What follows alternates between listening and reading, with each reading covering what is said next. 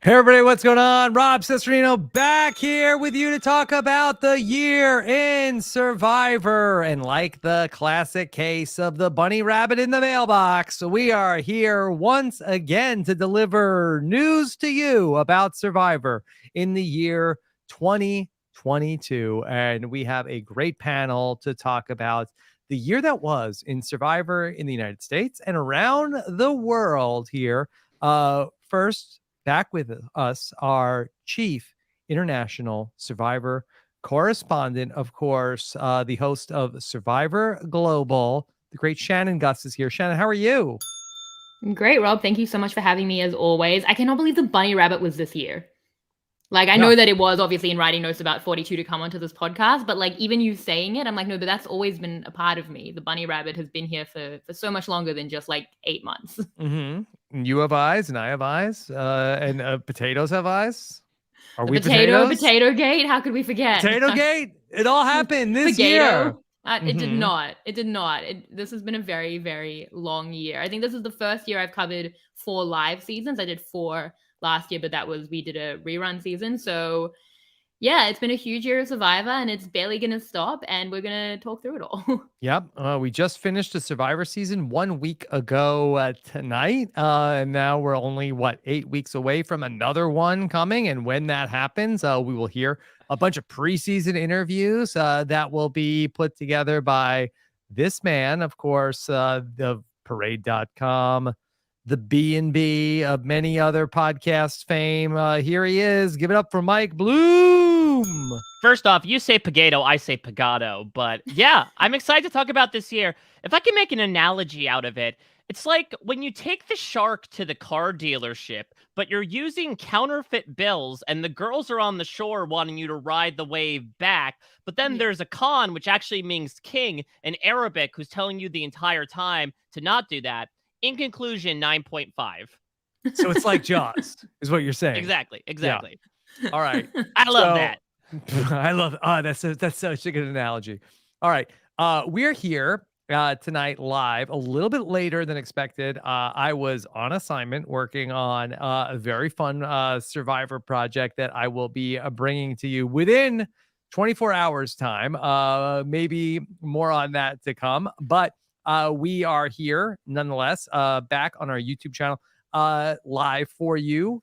We were live on Tuesday night where we did the year in Big Brother. And we talked about what a wild year it was between Big Brother Celebrity, Mike, that was this year as well. I know. Big Brother Canada, and of course, Big Brother 24.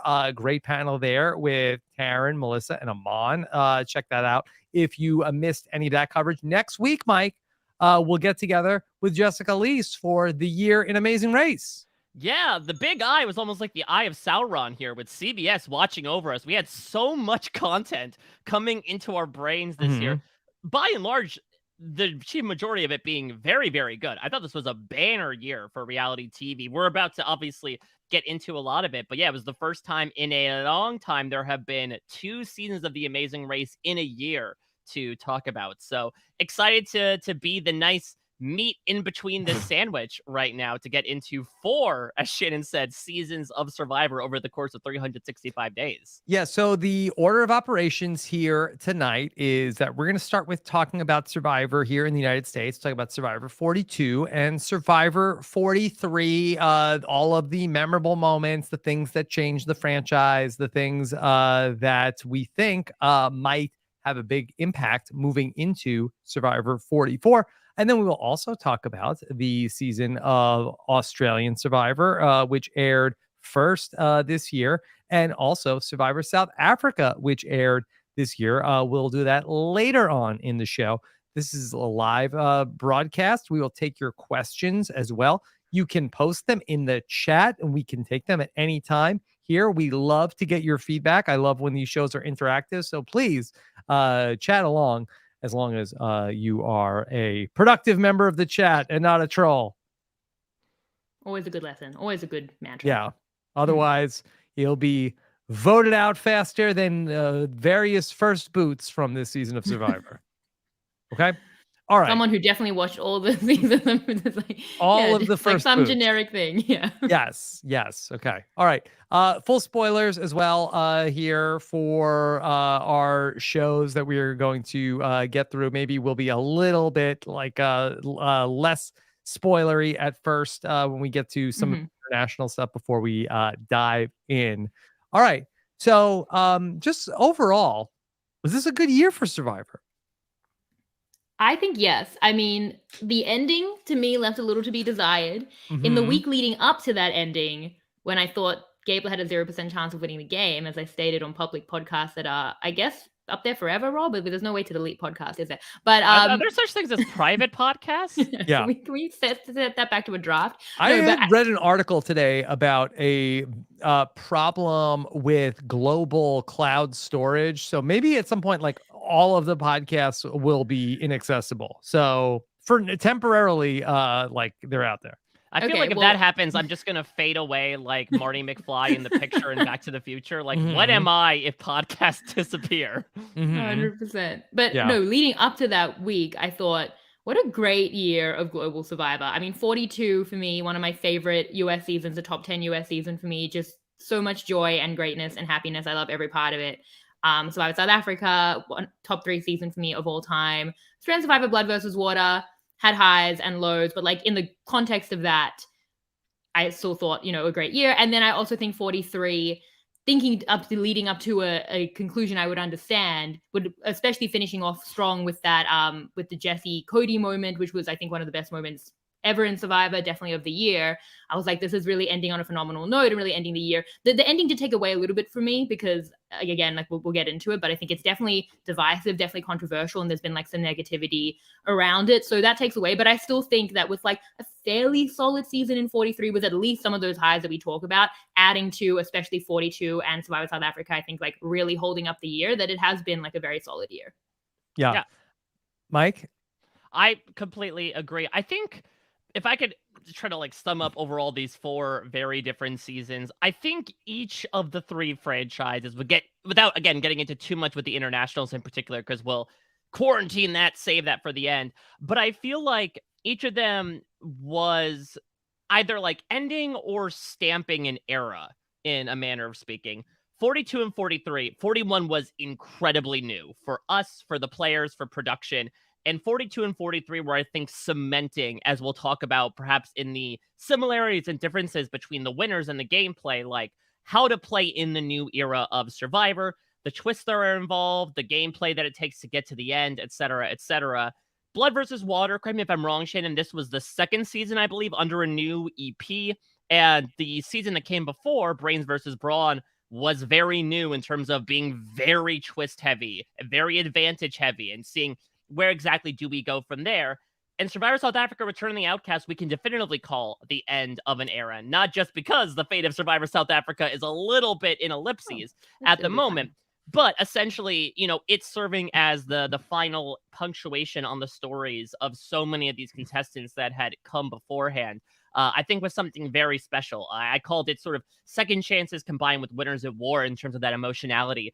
So I do feel like, in a way, all 4 seasons were nice microcosms, for better or for worse sometimes, of like what the current iterations of the show have to offer. And I think it's really interesting to look at that and sort of widen the scope and say, okay, then when we look ahead to 2023, which we'll probably do towards the end of this, what can we expect moving forward from these types of seasons? Yeah, and just as far as it being a good year overall, like if you like Survivor, then I think this was a good year for you, especially considering the last couple of years. Because first off, for Survivor here in the U.S., this was the first year with 2 Survivor seasons going all the way back to 2019. Which those 2 Survivor seasons from that year were season 38 and season 39. So yeah, there was legit conversation that Shannon and I had back in the day of like, well, we did this fun little best of 2018 in Survivor. Should we do that again for 2019? No, because it was also not only those 2 seasons, but also Survivor South Africa season 7, which also had a fair bit of negativity around I think I did like around like New Year's Eve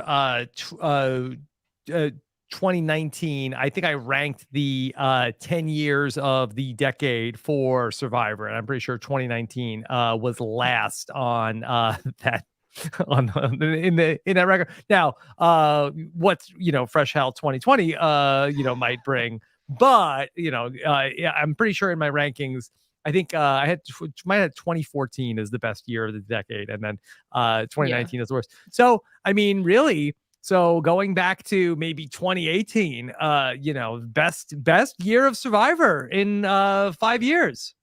Well, it's interesting. Both of your points have really made me think about the fact that this is the first year back since COVID. The first full year. So we come back last year, obviously, but we're all a little bit like, where is this going to go? And I think what's really important is that, like, so how do those franchises approach COVID? US Survivor had this big landmark Winners at War season, the end of this 20-year era. Then they have the big long break. How are we going to look at it again? Then we come back for 41. But again, we're just kind of learning what this new era is. And I think this year, we got a lot more of that. Australian Survivor, you could say a similar thing. Their first all-star season, we kind of ended, I think, that phase over there. Then we go into the big long break. We come back. And I don't know from a production standpoint, but it definitely felt like we're going to be more extreme, more twisty. Like maybe there's a need for we really need to get those ratings after COVID. We get that with Brains versus Brawn, but now we're seeing it more and how that's manifesting with something like Blood versus Water and how that will go into Heroes versus Villains. For Survivor South Africa, I think it's a little different because their story through COVID was persevering through that. They became the first global season to film through COVID in these extraordinary ways, which we talked to LaRue about. And then it became kind of consolidating those eras kind of even through that hardship. So I think that the big break into kind of the uneasiness of 2021, how are we doing this? Let's kind of get our feet wet a little bit. And this was the year back where we could see how that was happening. And I do think, Mike, you're completely right in that we got more of a say on what those eras are, whether in kind of finishing this phase of Survivor South Africa or in how are we moving forward with two undeniably new eras in Australia and the US. Yeah, and I think it's also a representation of the globe as well, and how we're reawakening and in some cases kind of reacquainting ourselves. Nature is healing in a manner of speaking, and now having 4 Survivor seasons. Again, Shannon, back when we did that podcast with Liana about Survivor in 2018, I think we had 5 seasons to talk about because that's when Survivor New Zealand was airing. So yeah, we're sort of got the machine back up and running to 100%, and so it's exciting. And from that perspective, I know that sometimes quantity does not necessarily equal quality, but overall, I got to give it the thumbs up, considering that we're going to go through moments that I think, even through some of the dirges of Survivor that we went through this year, still provided some good moments. Okay. Well, let's take a look back first at Survivor 42, which came into our lives back on March 9th, 2022. Although, is it fair to say, Mike, that the first Survivor that we met in 2022 might have been Buffalo Eric?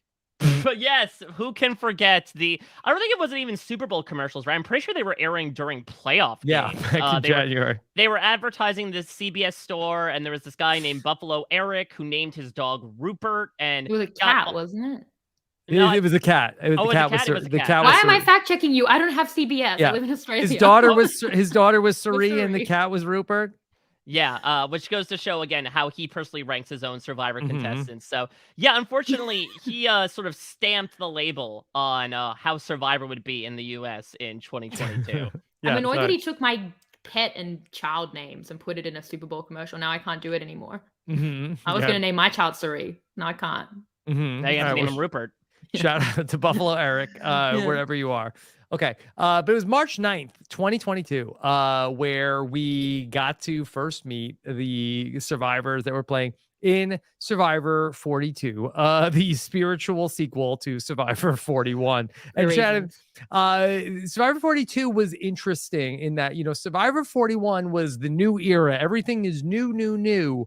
And then Survivor 42 came along and Survivor said, okay, everything here is still good. You've seen it, but it's going to be new to these people. So we're going to do it the exact same thing. Never before has the show done this.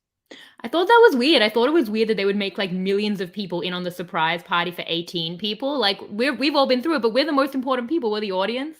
I also thought it was strange that 41 became required reading for 42, but 42 was so much better. 42 deserved more to being the sequel of 41. There are probably some pop cultural references that Mike will have of the sequel being that much better. I guess like maybe The Dark Knight to Batman Begins, like that was 42 to 41. And I do think so. I mean, in terms of like quality, I would 43 what was it, The Dark Knight Rises? Absolutely. And it just ends with Gabler singing in an Italian cafe, toasting his champagne to Jeff Probst. I think it works almost too well. Like it Not really just does imagine track. Gabler as Alfred. Gabler. It's me, I'm the alligator. I hate so much that this is technically an analogy. I'm so sorry. Survivor's broken my brain. It's not like anything. My tattoo's BATMAN with 2 exclamation points and a smiley face on my butt cheek. So Cody's Batman? I mean, I think he's gotta be, right? Or is the Riddler? No. I mean, well, I guess what we'd have to talk about is then is Jesse a hero or a villain? No. He's Two-Face. He's absolutely Two-Face. Two-Face. Yeah. Okay. Strangely perfect. Some analogies just do work. Okay. But, say this for Brand Steel. Yeah. Okay. 42 was as good as The Dark Knight in quality. I love 42 so much as a season. It works so well in spite of itself. None of the terrible twists played out. Like we were like not as mad about the hourglass because we'd seen it before, so it was a little bit more chill, although it is a terrible twist. Do or Die didn't hit again. And then I think we see like the best that the new era can offer in that this is one of my favorite seasons and modern seasons of all time. And it just showed that the best of the new era, which is the unbelievable casting, can pull up some of the worst attributes, especially when they end up not working. So it started off in an incredible way. I think Marianne personifies the season with her winter journey in that she is so joyous. And to me, the season is so joyous from pretty much the get-go. It's just an incredible time. And I think back to Marianne on the mat just being iconic. And that to me, from the get-go on that, like there was, a little bit of stumbling until we hit that phenomenal episode 3, and then we were off to the races, and it's just an incredible season. Yeah, I would go on record actually as to say I think Survivor 42 is one of the funniest seasons of Survivor ever. When I was going back through like highlighting all the moments, there were so many genuinely funny people that were on the screen. I know that Marianne obviously takes the cake as one of the greatest characters, I would say, to ever win Survivor, specifically with her reaction. But Mike was really fantastic in and of itself. Romeo, I thought, was a very funny narrator. Like the moment that always lives rent-free in my head is him talking about like how, he would have loved eating doo-doo and would have celebrated it like it was eating a cheeseburger. I feel like there were so many fun, dry, sarcastic, and also goofy moments throughout the season. I mean, look at how poetically beautiful Survivor 42 is, that the first person voted out is Zach Wurtenberger. The next episode, Marianne says like, oh, I had such a crush on him. He's my type. And almost in an odd take on the Natalie and Nadia Alpha and Omega, she goes on to win the show. I just think like weird little moments like that were peppered throughout this season from this entire cast. This, in my opinion, is one of those rare Survivor casts that you like would love to put all 18 of them back out on the beach again and have them run it all over again and see what happens. You want to bask in this cast the way that High basked in the fake blood in the premiere? See, like, how could you not love a season that starts with Drea, Lindsay, and High approaching a vat of fake blood, saying, here's an advantage amulet, please cover yourselves in this. And they say, okay. And they just slather it on themselves. It was just so like stupid, but I say it in the best way possible. Like Survivor 42 was pretty stupid. We nearly had rocks in episode 3. This was a stupid season, but I loved how stupid it was. But was it stupid? I mean, there was so much incredible strategy too. I mean, Oma was driving a lot of that. We saw some incredible moves from Marianne. Like, I think that it was like this high caliber cast. Like, we saw High, Drea all playing amazingly well and also covering themselves in blood. And somehow they almost went to rocks in episode 3. Like, I feel like the best part was that it had both of those things. Like, I don't think anyone would be saying this is like a Gabon level season in terms of like the pure stupidity. It had a ton of the quality strategy as well, but then it was just like, it just felt really joyous. Like, as much as how much of that was true, I'm not sure, but the way it was given to us, like they had fun with the editing, which can also be a good symptom of the new era. It was just an incredibly fun time. Marianne says in the first episode that she is looking at it like a roller coaster as an analogy that she brings into the game. And she's going to ride that roller coaster with her arms up and enjoying it the whole way through. And hopefully that was us with Survivor 42. I mean, it very much was. And I think that's the other thing as well, is that it was, of course, the really interesting cast, and we continue piping in these backstories of these people in a way that I think certainly was a talking point around Mhm. 43, where I think maybe the apportioning of it was perhaps a bit skewed, like really front loading them in that 90-minute episode as an example. It felt a bit more spread out. And so Mhm. you really got to know these people. But on top of that, to Shannon's point, there was also some really interesting gameplay that was happening as well. Again, look at everything that was going on with Vati in not only its first tribal council, but like when Chanel throws the vote onto Mike during the Daniel Strong blindside, and that turns Mike against Chanel. Look at the entire Mhm. plight of Tori, who comes in saying, I have this system of how to play the game. I'm a therapist. I have these people skills, and then immediately becomes like the target for every single tribal council that she goes to. And then it culminates in really this 1-2-3 punch, as Shannon mentions, of the Hai, Drea, and Omer blindsides, which are just three unique yet still incredible things, Mhm. where the Hai one was all on one. Everyone's like, we got to do this. We got to take care of them. Hai has no idea. Drea tries to do this knowledge is power flashy blindside, then gets the blindside of the blindside when Omer leaks the information to Mike and he gives him the idol ahead of time. And then, of course, Omer is the thing where this guy has been, steadily sticking his neck out of the hole. And then here's Marianne with that Like an machete. ostrich. Yeah, like back in episode 2, and chop, chop, chop. Down goes the player of the season, and a new person takes the mantle. It was just so thrilling to watch. And I Yep. think it helped that I was supported by the fact that we really knew and for the most part really liked these people. Well, Mike, you mentioned all of these like iconic moments in the season, but I think the earliest one that happens that we haven't talked about, and maybe if we were going to do candidates for episodes of the year, comes where we saw you mentioned that they almost went to rocks on episode number 3, when we get to the stare down between Daniel and Hai at that first tribal council that the Vati tribe goes to, where where Omer and Chanel go to Shipwheel Island, and then Chanel has lost her vote, doesn't know until tribal council, and we have that great standoff that almost goes to rocks. Yeah, where are the votes? Not only that, that's an incredible episode, in my opinion. I agree, because not only do you have that, you have the challenge in which 2/3 of the cast nearly drown.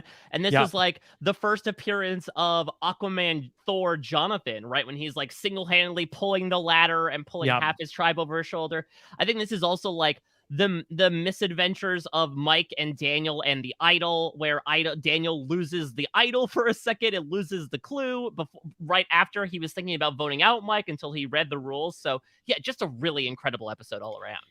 I don't want to like understate how essential this episode is for the season. To me, it's one of the best episodes of the year easily, and also one of the best pre-merge episodes I think that we've seen. I love this Mhm. episode so much. I think it gives us the best moment from any of the treks when Chanel pulls to risk her vote. I mean, the fact that you can get that level of like head in hand, oh my god, what are you doing? 3 episodes in, it immediately builds investment. And I think if you compare it to something like 43, where ending aside, it really was like building through, as we talked about, like through that kind of post-merge, the second half of the post-merge, you'd be like, oh, this is getting better and better and better, until the phenomenal, easily best moment with Jesse and Cody at the final 6. But it made me think like, maybe on a binge this will be better.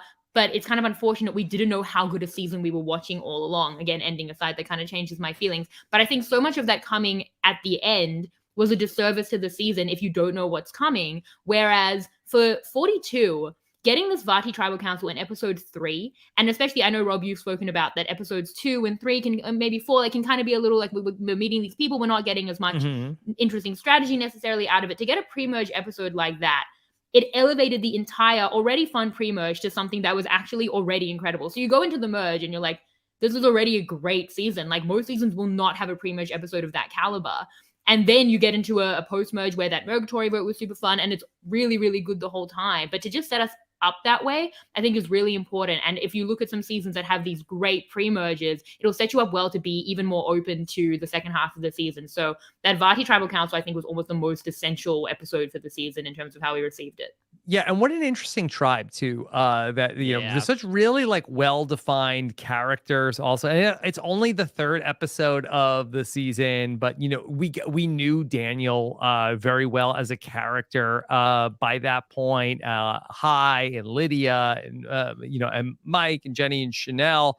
Like it was like you really like there were a lot of stakes at that point, and I don't think that we even came close to a high like that in the pre-merge of Or Lydia Survivor. like that. No, I was gonna say he Yeah. wasn't in Survivor 43. So he couldn't. Yeah. Sorry, we went to the same It's- place. the Survivor 43 pre-merge, like I don't think sniffs like a moment like as powerful as that tribal No, council.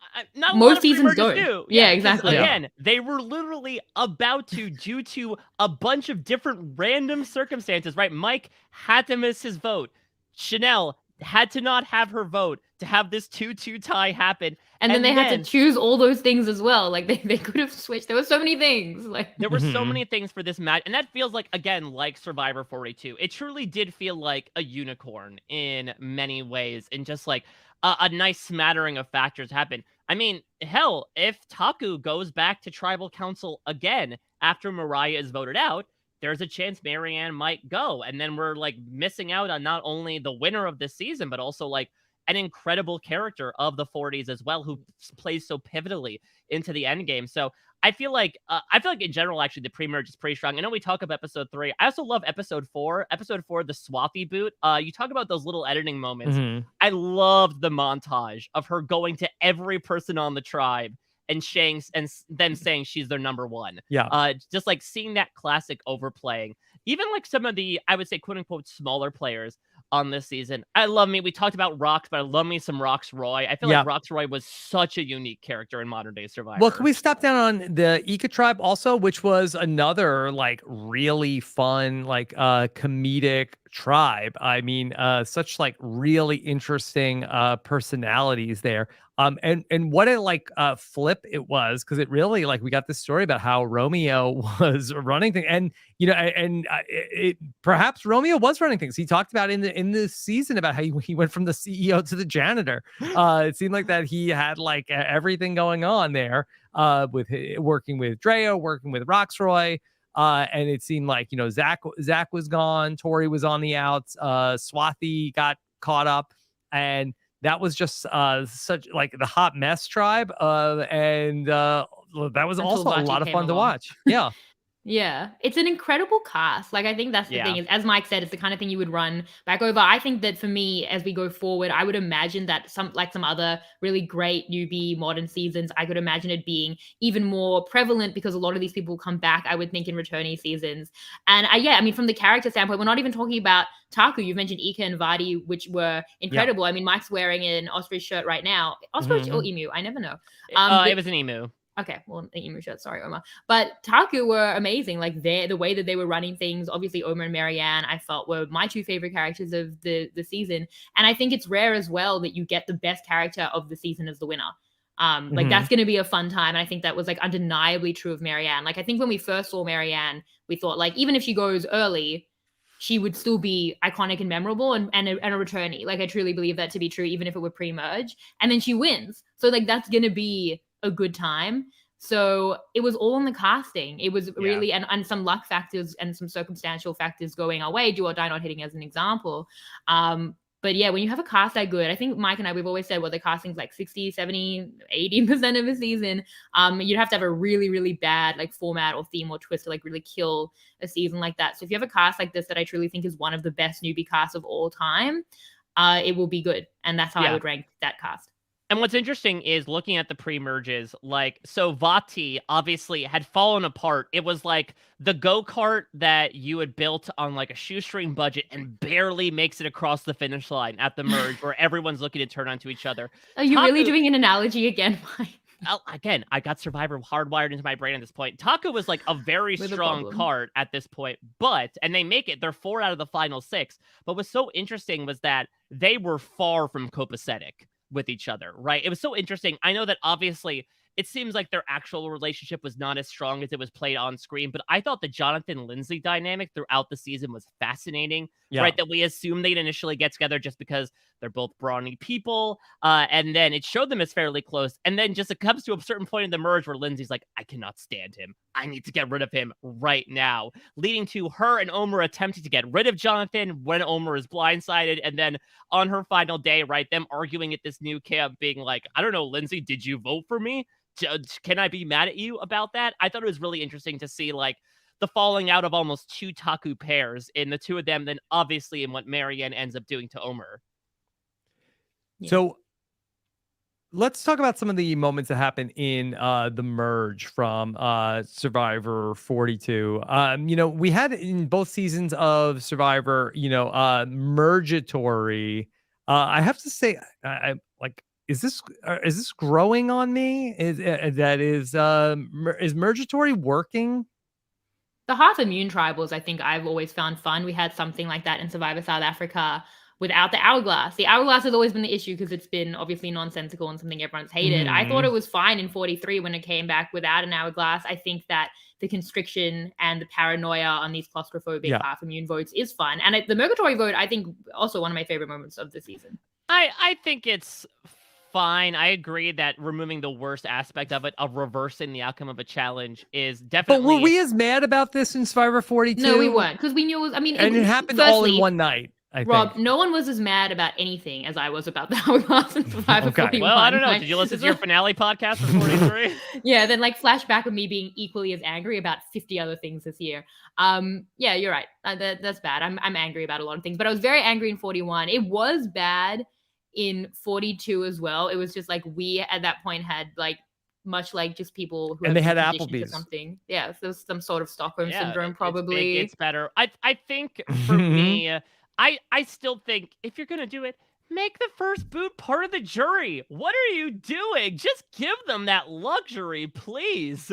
I feel like poor they didn't earn the jury. You have to earn everything. Poor Sydney, poor BFJA and Lydia, poor Ellie, very poor Ellie, deprived of that slot on the merge. I just feel bad that Dwight didn't even get on the jury. I know. Yeah, well, Ellie was a vote before. Yeah, so that was at the final 13 with Ellie. I guess they don't want the 9, and Mike and I disagree about this. They don't want the 9-person jury with the final 3. Mike's like, it's never going to happen that they all vote for, each person gets 3 votes, but it numerically could. And they've obviously worked that out since they stopped doing that. And they don't have a solution to it other than to not have a 9-person jury. I don't know. What are they meant to do? I guess do we like bigger juries? I think in general, I like smaller juries.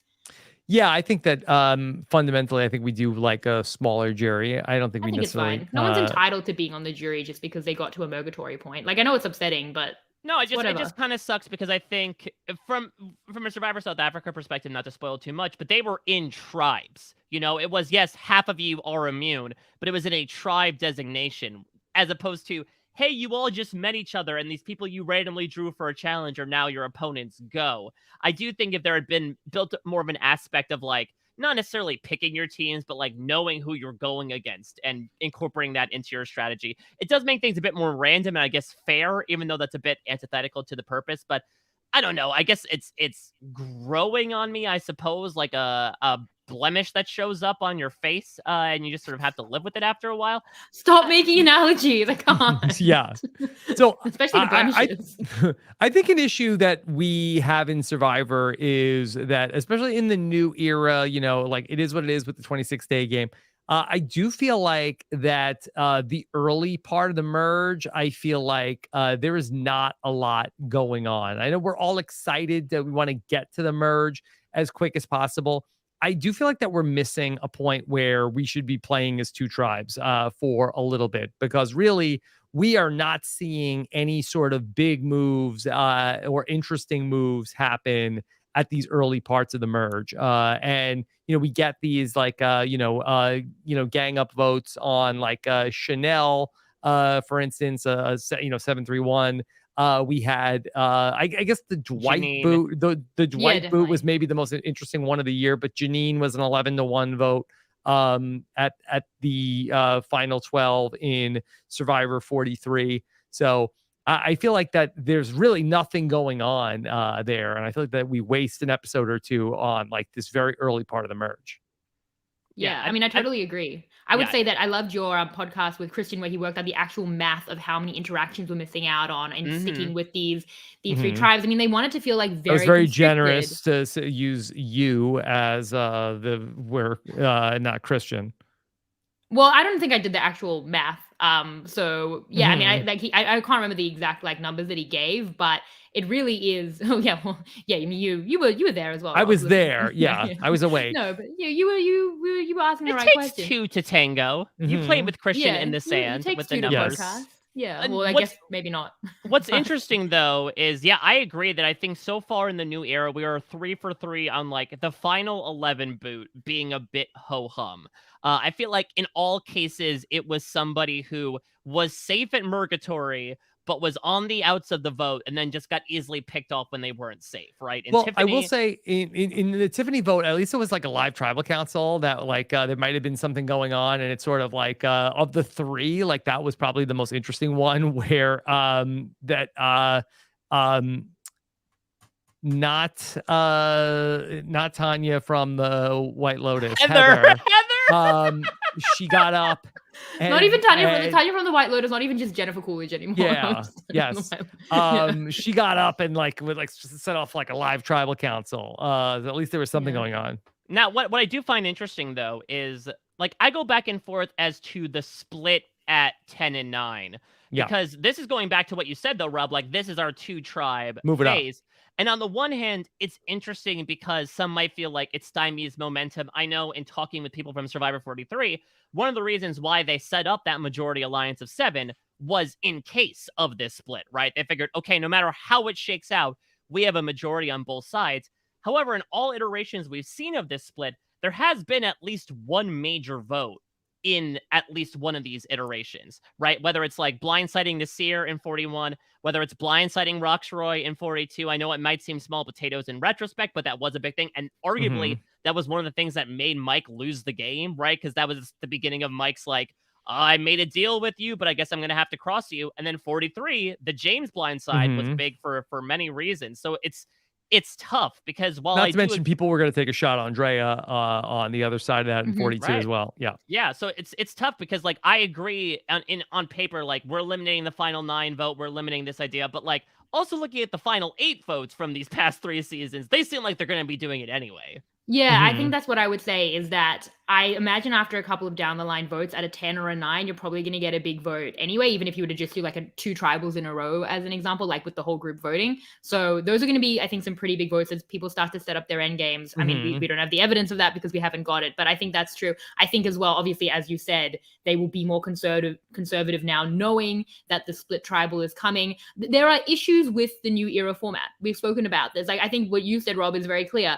It is what it is. Like, I think so much of how we perceive the new era is firstly that they have taken away some of the worst elements for 43, which I appreciate. But so much of it is like we're just used to it at this point, or we're like relying on cast to carry us through it as we did with 42. But there are issues. We've spoken about it with 43. It probably did like that structural element in the pre-merge probably did, go towards a lot of women going home early. And then that might have even influenced how the jury perceived the finalists because we kind of had like that influence there and more of that perspective. So there are structural elements that are very, very extreme in the new era that we've just gotten used to, like we probably did with the Hourglass, to be less mad about it in 42, even though they're not as good. So I think that as fun as 42 was, and as much as there were highs in 43, like it's still something to look at. And it's not just like some of the negativity of those aspects. It's also just kind of weird that Jeff not only is going to continue with this for the foreseeable future, but is actively saying in interviews like with you, Mike, saying how much they want to keep exploring it. It's a long time to do anything, even things that are really good, let alone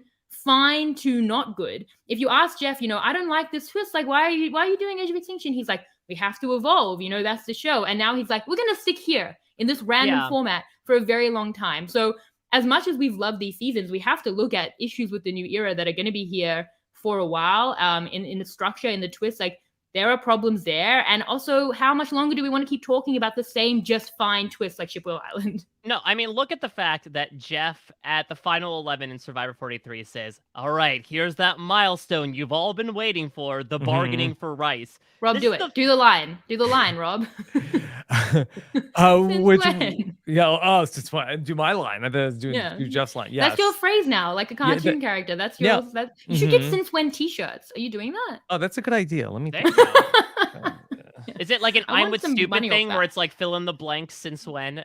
Just applies in any situation. But yeah, look at I that. think it as should be a example. picture of Rob with a speech bubble that says since when. Mhm. I like And him that. going like, but yeah. think about the fact that again we're 3 seasons into this format, and if you can already predict what is going to happen, that does seem like a flaw in my opinion. Yeah, the monster's meant to be unpredictable. No, remember whatever happened to drop your expectations. You Right, can't predict what's gonna happen. If you're preaching unpredictability and fluidity, but then your structure is incredibly rigid after a short amount of time, like they did a small amount of beta testing and they are making tweaks, and I liked a lot of tweaks that they're doing and appreciate that they're willing to try new things into 43 and seems like 44. I see you, Birdcage. We'll talk about you in a couple months. But I think I'm glad that they're doing that. Cage. But I think it needs to be both the micro and the macro as well from that perspective. Like for instance, with the split tribal counts, could we do it at 12? Can we do 6 and 6? Like I feel like that, Hell, I understand. if you want to do Murgatory at 13, then split into 6 and 6. Okay, no, I'm gonna give a suggestion, and it's gonna be extremely out there. I'm just gonna we take a season off from the split tribal. I know. I don't want to. But can you imagine? We maybe do that. So I do think that there are just like some production issues that necessitate us to have. So we need to like figure out a way to vote out 2 players in one episode here to make our episode schedule work. So 2 you still tribes have in the 3 tribe format go to tribal council. Yeah, I was actually pretty surprised that in 43 that we did not stick with 2 tribes go to tribal council in the first episode. I thought a 2-hour episode, it works really well in 41. Yes, I just think that I think agree with a lot of us that it's like it's super unfair to send people like out early, it's so luck based, and I do feel like that, one of the interesting things about US Survivor is where it used to be that I feel like that casting was a lot more separate from the production, where it was like there was a casting department and sure that like the production would be involved, but that it's so much all under the same umbrella. Like I do think that there is like a love for the people that they are bringing out to the show, and I think they really want to like have the chance to showcase every single person that they do bring out. So I think that that's one of the reasons why I think they're a little more hesitant to do the vote people off early and not give them like a fair shake to like have a chance to be in the show. So, yeah, I mean, it could be much later in the pre-merge, but I definitely see that. But there are other ways. There are other ways that we can do it. Surely, I mean, they've been doing an episode, not now, but in those seasons in 41 and 42, when they also had the split tribal. They also they had a non-elim with the hourglass. So the solution would have been to not make that a non-elim like that already. Yeah, they did have a medical evacuation in the first episode of 42, and then they also did kick 2 people off in the first episode of 41. So they did like earlier in the season of have 2 in 1 episode. To that point, though, I want to talk on that note about casting, about the editing. I know that we're sort of like lumping in 42 and 43 here, but I find it incredibly interesting. And again, I feel like this year really cemented, again, the storytelling in this new era. Rob, I know when I was on with you on the feedback show, I talked about this idea of what through why, who through why, right? This idea of a lot of backstories, a lot of getting to know people through their identities off the island, through what brings them onto Survivor. And I feel like it has had so many pros and cons. I feel like, Rob's fact checker may fact check me on this, but I think 42 and 43, at least 42, is I think the most evenly edited season of Survivor ever. 2 of the most evenly edited seasons. Yeah, in a very long time. Yeah, and I think that's a really interesting thing. That yes, there are definitely cons to this style of storytelling, which I'm sure we'll get into. And Shannon and I have both shouted from the highest hills about, particularly when it plays into, perhaps the result of the season, looking back upon it. But I think it is interesting, to your point, Rob, of because casting and producing has now sort of gone up to the same person in a manner of speaking, it does seem like the show has become increasingly focused on like showcasing each person who's out there, why the reason they're out there, why they're there to play. And if we're not showing the greatest extent of every single thing they're putting out there, I feel like by and large, we are getting to know the casts of 42 and 43 more than certainly even if you go back 5 years to something like a Ghost Island by comparison. Yeah, I would agree. I mean, I don't think that there's like a consistent quality of editing in the new era. Like 41 had those major holes with Erica's story that were like objectively bad. 42, I think, was edited amazingly well. We knew the relationships and the stories really well. I think it was an easy story to tell because it was a great story. But like just shine a light on this like amazing story. But I think it was incredible and super even.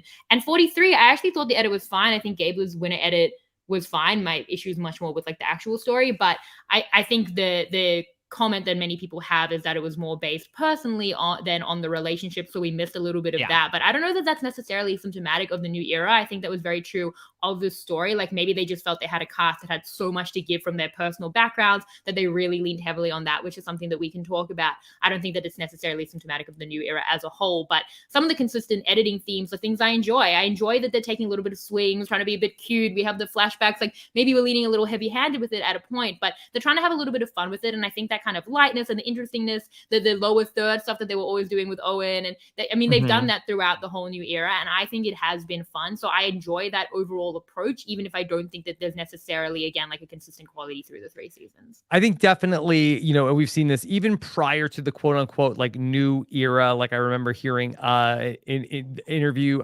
Jeff did leading up to Winners at War, talking about like some of the different like editing styles they did. I mean, who could forget the you better get ready, like so they have been like in the last couple of years saying like, okay, well, why are we beholden to this format? Why can't we do things that other shows and movies can do and be a little bit more creative with our storytelling? I think that's definitely true from 40. 40, like when we talked about it, Rob, on the rankings podcast, like I think it did have like all of those little moments. 40, like the brilliance of some of those little moments in editing there were like the little Easter eggs that they would give for the fans, obviously, because it was such like a landmark returning season. But I think we've definitely seen that through like from 40, like one of the moments, like when they're all just like sitting by the fire and they kind of let that silence play out, like just taking more editing swings. And I think that's a really good thing. Some of the other holes I think are separate from that. Like if they're not showing enough of certain people or relationships, like that's probably just in how they tell any story. I think that's going to be specific to each season, but I do actually like the general editing approach. And then I would just have my qualms within that just more specifically. I'd like to turn back to Survivor 42 and just talk about some of the moments from the post-merge game that we remember. Mike, what were some of the standout post-merge moments from Survivor 42? So this was not strategic, but we have to go to personal. Exactly. Thank you, Rob, with 2 Bs. Let's go to the tribal council that sends Tori home, because I think that was an incredibly culturally important moment in Survivor. What I love about it is how similar and different it was to a lot of things that Shan and Deshawn were shown talking about. Ironically enough, again, 42 had not seen 41. They had no idea there was a Black Alliance out there, that those conversations were being had. And here Drea and Marianne are, and in this moment of both vulnerability and bravery, saying like, I'm looking over at the jury. I do not want to continue this trend. I want to play my idols right here, right now. And it led to one of the like most frank, open discussions that I've ever seen at a tribal council. And it was incredibly nuanced to the point that people are still talking about it, wrapping their heads around it, right? Between like accusations, are you calling us racist? Between trying to navigate all the intricacies as to what was being implied and the use of, the term aggressive and microaggressions and all those types of things.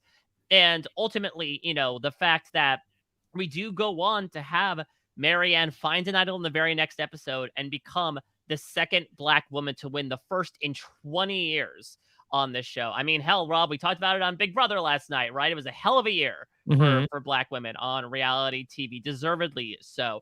And I think it makes that moment look even better in retrospect. I know that I talked about how funny of a season Survivor 42 was, but what makes it even more amazing is that there were these moments of like cultural significance. Romeo and Hai connecting at the merge, even though their paths very much diverge, of Romeo saying like, we are both in the LGBTQ plus community. Your story inspires me because I have not been able to come out to my parents in the way that you have. And here we have these 2 women who one is about to vote out the other one a couple tribal councils from now, But in this moment, they are both standing in solidarity for something that is larger than the game, using tools from the game. And it's something that I always think back to, especially in retrospect, knowing how the season ends. Mm-hmm. Yeah, and Marianne, in talking about that, it was like a very meta thing that happened. Also, because Marianne in that moment is also like very concerned about like the perception of how this is going to be perceived of. I have to play my idol in this moment because then people will say that if I don't play my idol in this moment, then I'm taking advantage of this situation, and that's not how I want to be perceived as a player in this game. And so, it is like a really important moment as well in that season. Yeah, I feel like get you a season who can do like all of these things. You Yeah. talk about like the meaning beyond the season. Like as much as it's fun, it never felt ever shallow. It was meaningful, it was emotional, it was strategic, it was super funny and fun. Like it did all of those things. And I think a lot of those cultural moments connected to how we understood the players individually, how we understood a lot of their relationships, even as you're saying with Hai and Romeo, as they turn more negative or disparate. So yeah, I think that's what I really love about it, is that it just really had it all. It wasn't just like fun for the sake of it, but then I turn it off and I don't think about it again for the rest of the week. Very like it's not usually going to happen like that with Survivor with me anyway. But it was a thoughtful, at times very emotional. I think it's extraordinarily meaningful in many, many ways season, with the fun being a through line. And I can't say enough about how much I love this season. If I think through kind of newbie seasons, post heroes versus villains, it's probably top 3 for me. It would be fighting in that like kind of top 4 spot, but it's up there with Millennials versus Gen X, David versus Goliath, and Kagayan, I think. Mm-hmm. And passes a lot of other really phenomenal seasons. So that alone, I think, drags the year up. Like when we get to May and we've already had this, it's like this has already been a great year, of Survivor. So yeah. Yeah, and then we had back-to-back episodes with like these really big moves that Mike referenced earlier, where the Drea vote ends up happening. It's the same Huge episode move. that the Do or Die, which luckily I feel like that we've mostly ignored. It's dead. Yeah, the Do or Die. And so that there is, Drea ends up telling Omer about that she has the Do or Die. And then Omer starts to maneuver and get Mike to pass his idol along to her. Drea tries to steal Mike's idol. She is not able to.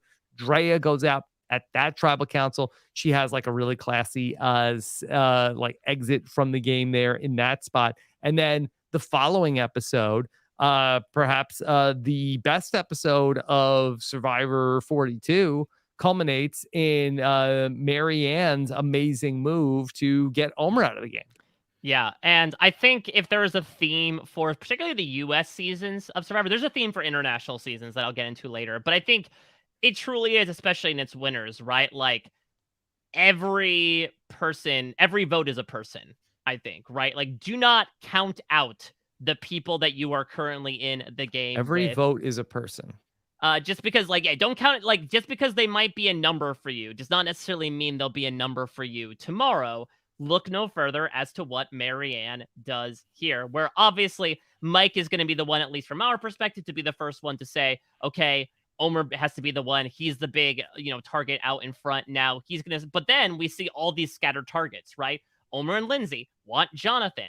Mike and Jonathan, they want Romeo. They're done with Romeo. And here comes Marianne. And to me, one of the lines of the season is her approaching Romeo and says, okay, we have 6 votes, right? That's a lie. We have 7. Mm-hmm. And her, for the first time since the extra vote was introduced all the way back when Dan Foley got it in a nice carrying case back in Survivor 30, utilizing it, weaponizing it to make this big move happen. It lit the internet on fire. And deservedly so. And it was such a fun week because as crushing as it was to watch this front runner get his knees taken out from under him, to have him supplanted by this person who has been this fun character all along, who mounts this big move using one of her own advantages on her own, was just incredible to watch. Yeah, and I want to sing Marianne's praises more in a moment, but I do want to highlight Omer here also, who looked to be the prohibitive favorite to win Survivor 42 for a lot of it. I think he was doing some really interesting things Oh yeah. strategically. I know he had not seen Survivor 41, but even like building on some of the things that Ricard had going on.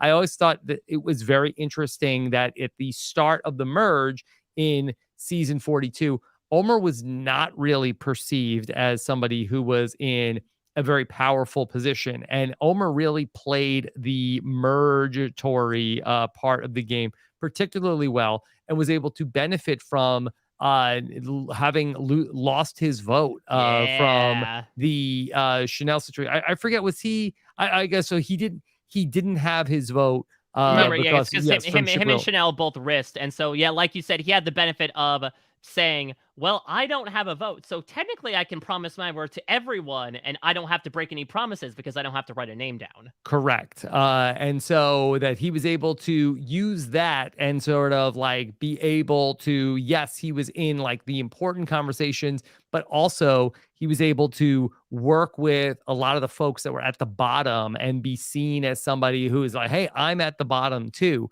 And so he was able to have a lot of like really important relationships in the game. Like ultimately he starts to have like get undone and really revealed with the Drea like knowledge is power move that happens at the previous tribal council, which makes him a big target for Marianne to need to get rid of so she can advance in the game. But Omer, I think, was doing some really interesting stuff.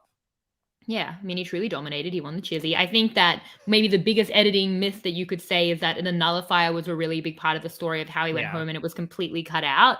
So that's something that they could have maybe made more like true sense of the story. But Oma was incredible, and I think some of the Survivor seasons can be great for one of two reasons. Like either you have that incredible victory that's so satisfying, or you have like the beautiful defeat, and the show on TV gets to actually make you feel heartbreak. Like it's good when shows make you feel things, assuming that isn't like extreme anger. But the great thing about 42 is that we got both. You get the heartbreak of Oma playing this game and getting taken out in that way in this like incredible move, a plurality vote, which I always love.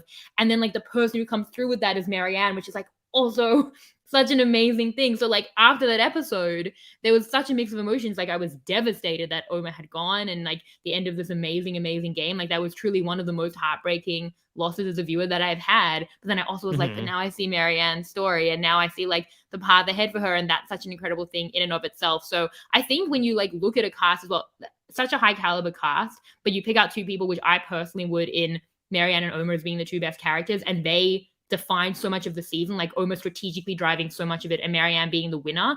That just circumstantially is a great outcome for a season. And that was obviously personified in the final 6 vote.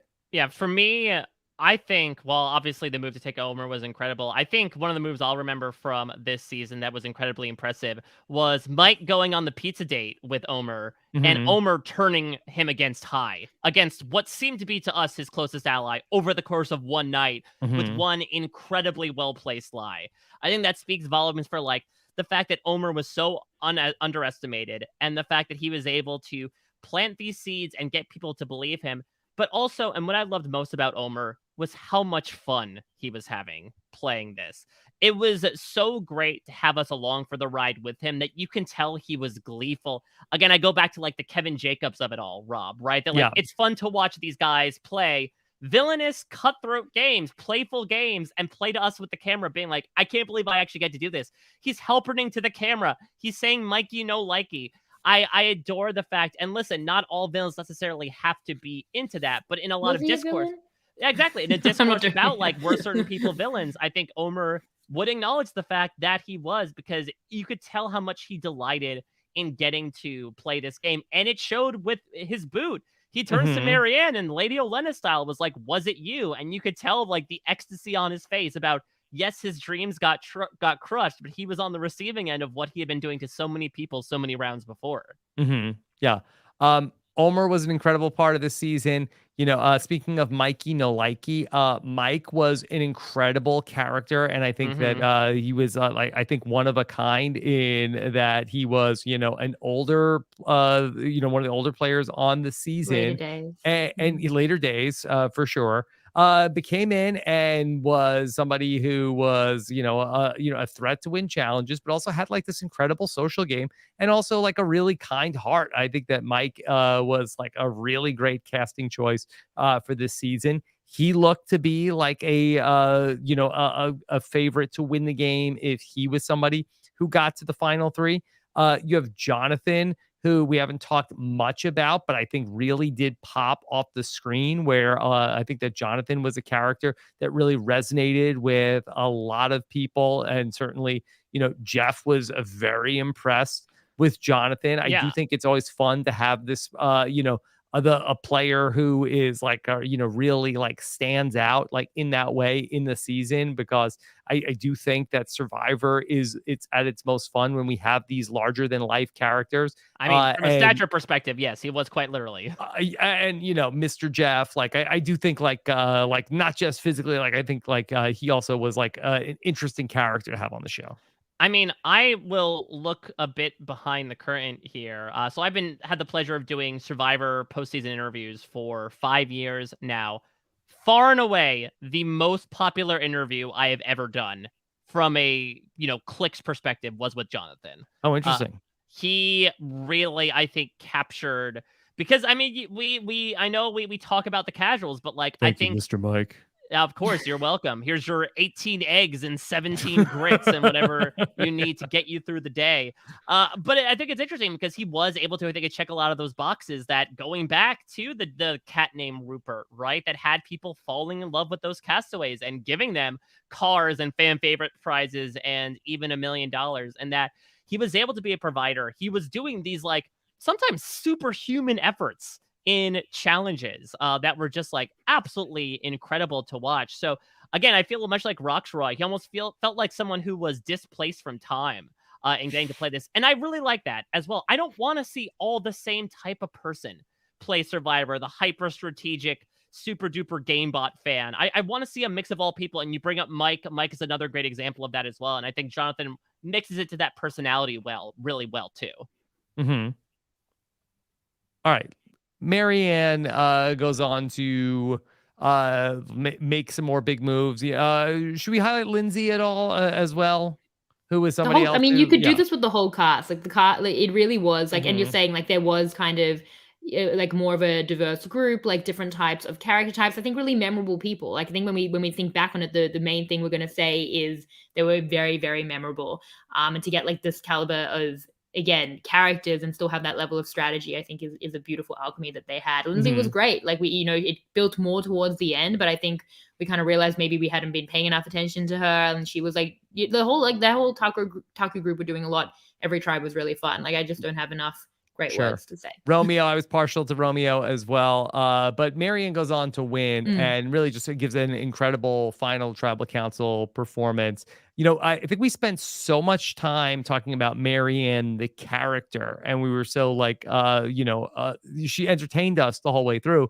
And I feel like that it was sort of like at the expense of talking a lot about her as a player and her game. And I have found, Marianne just to be one of the most knowledgeable Survivor people around. I love getting to talk about the game with Marianne. I think she has so many interesting thoughts about Survivor in general. And she knows so much about the show that got demonstrated at the end of the game where she was like, oh, Samotion. She knows the name of Samotion. I shouldn't even watch that episode of Token Sheens. Yes. So she might be able to in January now. Mm-hmm.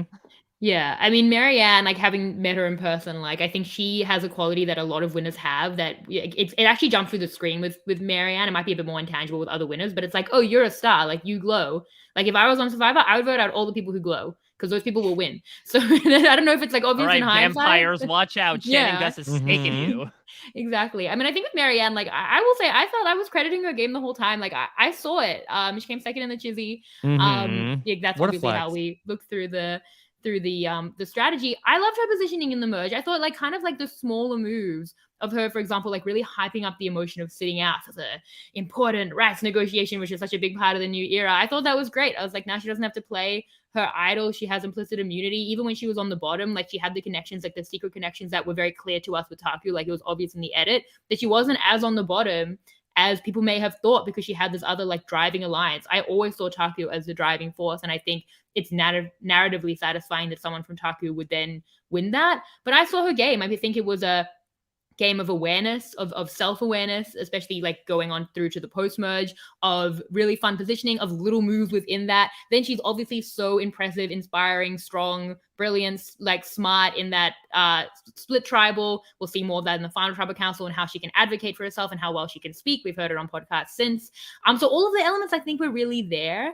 And then it obviously like hits home in a big way with one of the better moves I've ever seen at the final 6. And then an incredible finale. Like I don't think it came out of nowhere at all. I think it was very much there, but like ramping up in a way that is very consistent with how you play the new era. Really, really great timing, which is again a product of brilliant awareness, and then just hit it out of the park with something so fun, so flashy, so great through the final 6 and beyond. So I always saw the game, and I wasn't like, well, now Marianne started playing. I was like, now she's just kicking it into that higher gear, but she's been there all along. Well, and I think especially considering that the MO of the new era, right, is like those moves shouldn't be made until you have the end game in sight, right? Like, why need to make these big swings when people are doing it for you, when inevitably the big targets are going to take each other out, and then that's when you come in. And I thought the use of advantages from her was inspired in so many ways, culminating in this final tribal council. I mean, if we could theme the winners to one particular facet this year in US Survivor, it was showing, in some cases, final tribal council really matters. I mean, we cannot talk enough about that, right? That Mike was gonna be the odds-on favorite. Yeah. That we talk about in Survivor 43, they talked about the jurors having a checklist, but we hear this in the 42 finale. The jurors say, okay, as long as Mike says, yeah, I said I was gonna play a loyal and honest game, but I didn't. I had to break some hearts. This is the nature of the game. He would have won. He would be $1 million richer. And I think almost like a credit to Mike, the character, and not to Mike, the player, he could not admit to that. And we saw him slowly realize over the course of it, him being awoken to his hypocrisy and the fact of, oh man, I actually did break my word without realizing it. And then on the other hand, like you talk about that self-awareness, here comes Marianne with the coup de grace, one of the best final tribal council performances I've seen. Her final speech, pulling out this idol, saying, Mike played an idol on me at the final 5 when I had won the entire time. I kept the only secret in this game. It was absolutely the cherry on top of the sundae that really gave people what they needed to give her their vote in the end. Yeah. In US Survivor this year, I watched 2 Mikes not fully understand their game through an entire season. And I watched the first Mike clearly suffer for that. And then I watched the second Mike win. So maybe that's the difference. I'll push back on the second Mike, but we could talk more about that. Yeah, we'll talk about it. I mean, I think 43. even in exit interviews, there are things that I would push back against. I think what I saw from both of them, I thought the jury was going to be like, but wait, what about this? I mean, they did for Mike Turner, and I thought that it was a satisfying narrative conclusion, because the whole time it was like he's not necessarily like seeing how he's perceived, or there's some hypocrisy there, and he does suffer for it, which makes sense of the result. And what I loved about it in the final tribal council, one of my favorite moments, is how he starts realizing it then, because of his extreme humility, which most people wouldn't do. It's obviously too late at that point, and it's very much not a game move. It's just like this personal understanding, and the fact that he could then like really ask the jurors, you know, what he's seeing. And I think that's an incredible personal moment and really like a great narrative finish to that. But the fact that he kind of loses on that lack of awareness made a ton of sense to me. Marianne had a great awareness, and she wins for that. So it was very, very clear, and I can't wait to argue about how I feel there were similarities that didn't pan out in the same way in 43. But I think for 42, it was so clear, it made so much sense. Shannon, I've been working on this just unifying theory of the reality shows that we cover. And Mike was talking about this as well. But just the idea of being able to like have like perception of self. When you stand in front of the jury, that I really think that when we look at like the people that have won the shows and the people that they are, you know, go up against, I feel like the ability to like present your case to the jury as they see you, and do it also with the conviction that really like, you know, you really believe what you're saying. And also you have an opinion of what you did in the game that is consistent with how the jury saw you. Yeah, That's the way you win a jury.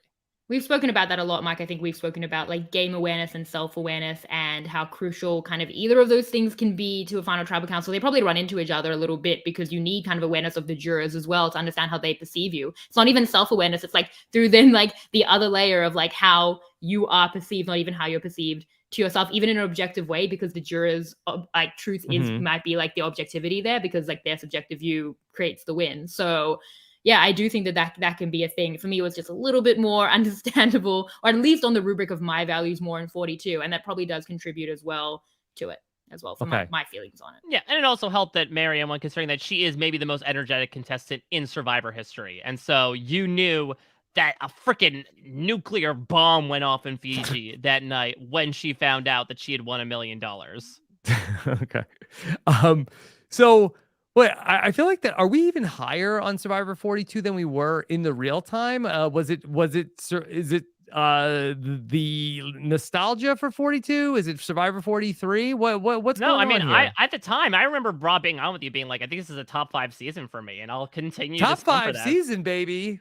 Yeah, I think it would be close to a top 5 US season for me. Wow. Although that is really like there's a lot of returnee seasons stuffed into the top 5. It's probably like in the top 7 or 8 US season for me, and that's very rare for a newbie season because I love the returnee season. So I mean, I do think far and away it's the best of the new era. I feel like that's close. top 5 seems. I mean, I feel like I haven't updated my season rankings in a long time. I think that seems all right, a little well, high. Let's round it up. Mike has some crazy ranking opinions. A little Lydia, yeah. No, I mean, there is nostalgia for it already. I agree. I mean, I think for me personally, going from that to Survivor South Africa, which I love so much, like I was just on a high of Survivor. So like kind of that like few months was so good. But yeah, I think looking back at it, even like how much I think the characters have even permeated into the community. I mean, look no further than the finale wrap-ups of 43. I think we had Marianne, Omar, and Zach on different rap podcasts. Like they are here to the Zach stay. one hasn't happened yet. I'm recording with him tomorrow. Zach Wertenberger will be on the Survivor Academy. We'll be talking about. No, you're fine. You just that it just hasn't happened yet. Okay. Yes. Yeah, exactly. Look at that lineup though. Like this Zach Wertenberger will be joining us classic. for our patron-only Survivor Academy. If you want to hear that podcast, where we'll look back at everything future Survivor players need to learn from Survivor 43, head on over to robhaswebsite.com/patron. Shannon, we're even working on the battle of season 42 Twish Ultimate Trivia as Marianne versus Omer versus Zach. What do you think, Mike? I love it. Listen, I think we could clean house on all of them, but I think my money would be with. Ooh, that's a good question. I think Omer. Wow. So Marianne has. Wait, should we change this into family feud of the three of us versus Marianne? I want to be on their team. Like, I think they'll win. We'll kick their butts. Yes. Really? Yeah. I mean, I don't really know how you're on their family, Shannon. I feel like you're kind of like. All right. Well, like, you're basically like pulling like a Daniel right now. Like I want to be in season 42. I want to be in the cast. My point is that I would 100% renege on this group for them. No, this is our cast. Like this is our newer cast, and I truly love them. I've just been like, it's good to get all this positivity out on the podcast before we talk about some of the 43 elements. And what I don't care for with Survivor, and it's been this way for a while, so that the players that played in season 43 did not get to see the completion of Survivor 42. Right. They only got to see season 41. So You're they only getting half the story. They only got half the story. It was a great pre-merge. But now when we get to Survivor 44, we will have players that saw 41 and 42, but will not have seen 43. Do you think that Jeff's going to talk about it a lot? Well, I'll be intrigued though, Rob, when we're doing preseason questions. Like we know Mariah brought up Marianne. I think one person brought up the, near rock situation. Not a lot of mentions though of 42, but considering how big it was from so many perspectives, I would not be surprised if we get way more 42 mentions. Considering that I also believe it happened maybe a few weeks before they went out to play. Right before they went out to go play. So, in retrospect, season 42, a great US season of Survivor. let's get to the fall, okay? In the US. The fall or the fall? Yeah, I was gonna say like in rankings The or in fall of US. temperatures. Yes. So No, I'm not that negative on it. I've been playing it up. Like I'm not as extreme as that. Yeah, it's a bit. And No, I mean it's not fully a bit. I do believe it. To a degree. Okay. So Survivor takes a hiatus here in the summer, and then we kicked off Survivor 43 back on September 21st, 2022. It was a 2-hour kickoff of Survivor 43. And we got the ball rolling with a cast where we got to spend a lot of time working with everybody and saw everything that was going on over at the Baka tribe. I've been doing some extensive rewatching of this season, and I feel like I'm in a very good place to talk about Survivor 43. All right, 1 week ago tonight, Mike, the season came to an end. What are your thoughts just on the introduction of Survivor 43? The introduction, it's interesting. You're asking me, like, how are you still feeling about this? It feels like the equivalent of, sorry to make an analogy, but like when your waiter walks up while you're still eating food and you're like, how is everything for you? Yeah, is like I'm everything still good? kind of working on this. I'm trying to figure this out. How's everything tasting? That was a good analogy. Survivor 43 is a strange season. And I mean that in positives and negatives, considering the fact that we started off with a 2-hour episode that had 1 boot, followed the next week by a 90-minute episode that had 1 boot.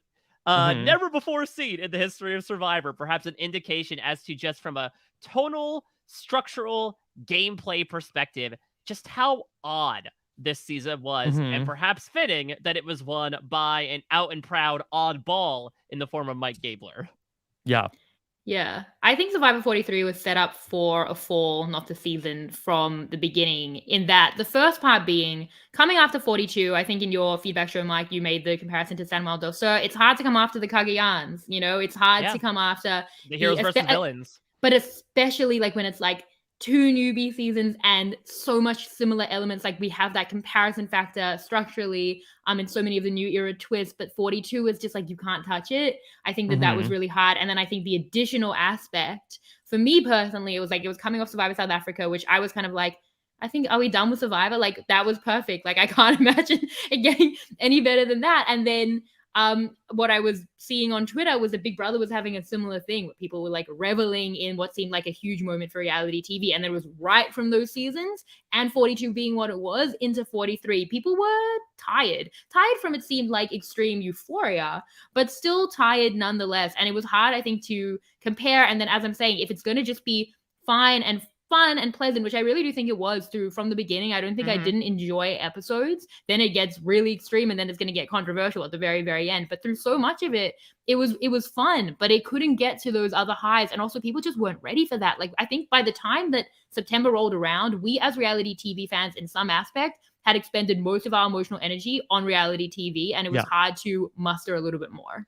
So I talked a lot about during the fall that Survivor 43, I thought it was a slow start to the season for sure. We actually did have like some interesting moments from the first episode, and certainly like drama at the Baka tribe. Hell yeah, overall, the eventual winner of our season nearly offered himself up as the first vote, or at least someone to play the shot in the dark. Did not happen.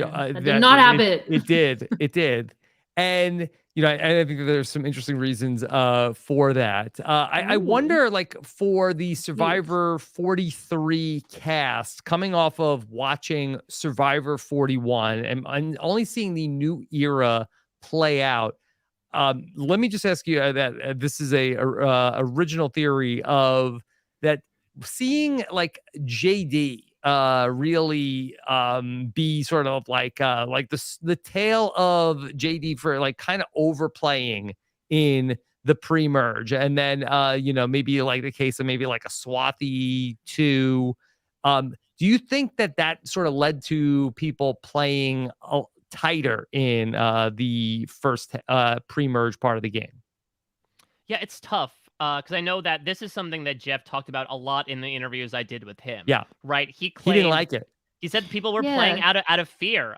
Owen even told me in my exit interview with him that he explicitly said during one tribal council, apparently, that he called the gameplay boring. And so it's interesting because Boring season what? Oh boy, all right, yeah. Stop to cut the check, whatever the line is. But it's interesting though, because I'd never felt that way. Yeah. Maybe Yeah. it's because we got to see the perspectives of people like Jesse, the ones that were working things behind the scenes, which were interesting all the time, that I never felt particularly like anything was stagnant. So that my read on all of this is that and I think this is subtle, and it's a little bit of like supposition on my part. So like I guess it's more theory than this is a matter of fact, but that it was very important for the players like in the various tribes, maybe not as much on Baka, but certainly on Vessi and Coco, that there was sort of like a mindset. And I think that James was like the biggest proponent of this, of like basically that there is this idea of trust and trust as currency in this game. Social And contract.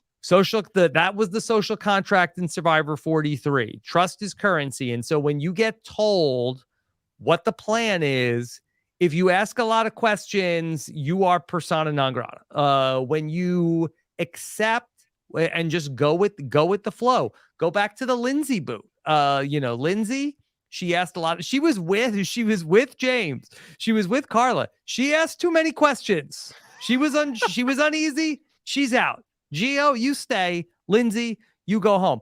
And then I think this sort of like permeated at the merge, where I think then Jesse and Cody bought into this, and it was like this was given out to more of the players. Don't be like an Owen, don't be like any of these people who are these rabble rousers. Trust is currency. We're only going to work with the people that we trust. So it's sort of like really threw like a lot of cold water on like the fluid. I don't want to use cold water and fluidity, but you know what I mean. Like that it was a not a super fluid game than in the second half. But I don't think that the gameplay was as conservative as it has currently been baked into the discourse from Jeff, even the players, and that we have had. I know, Mike, I think we've spoken about this, that like even early on, if you think about it, it wasn't necessarily hitting the same. And like, again, it was a fun cast.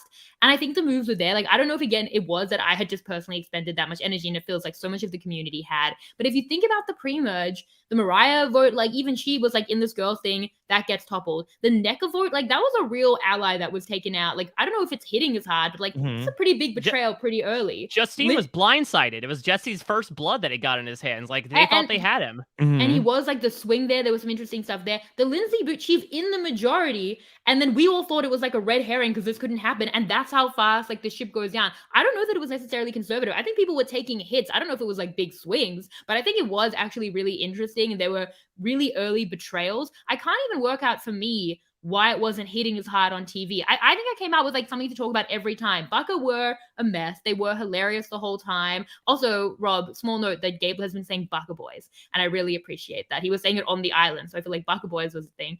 But yeah, Baka, crazy, fun tribe. Vessi, we felt like it was going to this 2-2 thing with all these advantages. The 2-1-1 that Dwight then like confirmed in exits that could have been was interesting. And even Coco, who were definitely the most stable tribe, even they were like, see a Lindsay in the space of like one afternoon. Yeah, like I think there was stuff going on. The Coco tribe has this entire downfall of Gio, where his closest ally throws a challenge to try to get out Cassidy. Yeah. Then Gio goes to the journey and says, "Oh, I'm on the bottom. Wink, wink. Let me bid for the advantage." And then they say, "No, we're calling your bluff." But he actually was on the bottom, and then gets blindsided. Yeah, and then you get to like emerge, and you've got Ellie, and then the Dwight was the alliance coming together. And the Janine vote to me is like the one kind of stable vote that's more conservative. Like I do not see the conservative narrative as much. I just think maybe if the edit wasn't like, I think the edit was kind of good. Like maybe we felt like we were getting overwhelmed with like kind of the backstories, maybe the strategy and the relationships was put a bit more on the back foot.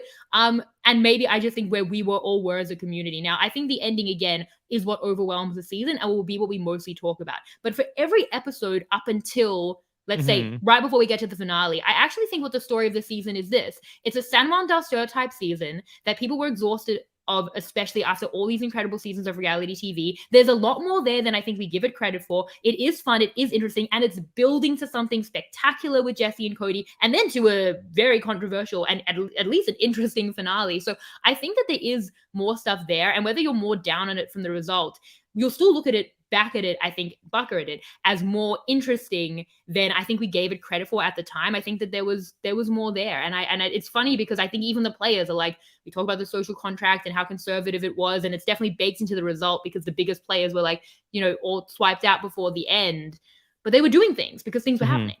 I also think it doesn't particularly help that I would say I think it's really tough, again, like you said, Shannon, to follow up on 42, which had larger than life personalities.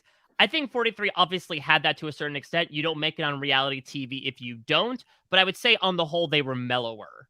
I think even your biggest characters like your Gablers and your Codys, I would say still the biggest characters in 42 perhaps outshine them just in terms of wackiness, one-liners, etc. I mean, look at someone like Carla, who was probably one of the biggest characters of the season, but I would say is not exactly in the pantheon as much as I love her of incredible, Survivor characters. Owen is a fantastic narrator, perhaps up there. But I wouldn't necessarily say on the whole, these people I think felt more down to earth in a manner speaking, despite the fact that they were so messy and getting in so many arguments with each other during the game. They were not as colorful as their Survivor 42 counterparts for the most part. So hard to be compared to Survivor 42. I know. Exactly. Well, that's why. That's why. I think that's most of the issue with the early game. I truly do. And I don't want to say that the game was boring, but I will say that I feel like that the game was tight. And I feel like that, especially if you're watching the show and it's like, oh, I'm rooting for the underdogs. Like, when are Noelle and Owen going to turn it around and flip this game? The James vote. There you go. The James vote happened for sure. But if you were rooting for okay, I'm, the bottom players are going to, flip this thing around. I mean, that really never does happen. Gabler did win. Gabler did win, and I think that there are interesting reasons for that. But I agree, but I think in a different way than what you're saying. But it's a season where it's like the majority held power throughout the game, and then ultimately somebody from the majority didn't win. But it wasn't in a way where that Marianne, who wasn't in the majority, but then ultimately made a big flip to take out the person in her way. Ultimately, does something dazzling to get into the final three.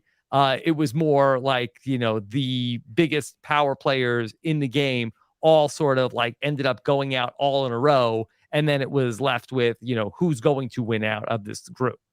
Yeah, I would agree with that. I think that it was majorities making, I think, interesting decisions and more interesting than has been given credit for, but nothing was being upended. So if you even look back at those pre-merge votes, okay, Justine was interesting, but we got this power thing, and then they cut out NECA, true, but it was still kind of maintaining, at least Jeffy and Cody are making those decisions. Lindsay, it's the majority making an interesting decision, but they're still the majority. It's going to be very entertaining when Gio goes, but it's still the majority then working through that. And then even through the merge, when the 7 comes together, they take out Dwight. Janine is a conservative vote. There's a little bit happening with James going at the split tribal, but then they come back to take out Noelle. Now, I saw that as very different because I was this is a group that's come together more as voting blocks. I don't see it as the exact same structure, but it was the same people making decisions until they all kind of got swiped out individually, until Jesse really throws everything, not just upending, the whole world spun around for him to take out Cody. And I think that was finally that moment after these power structures did remain mostly intact.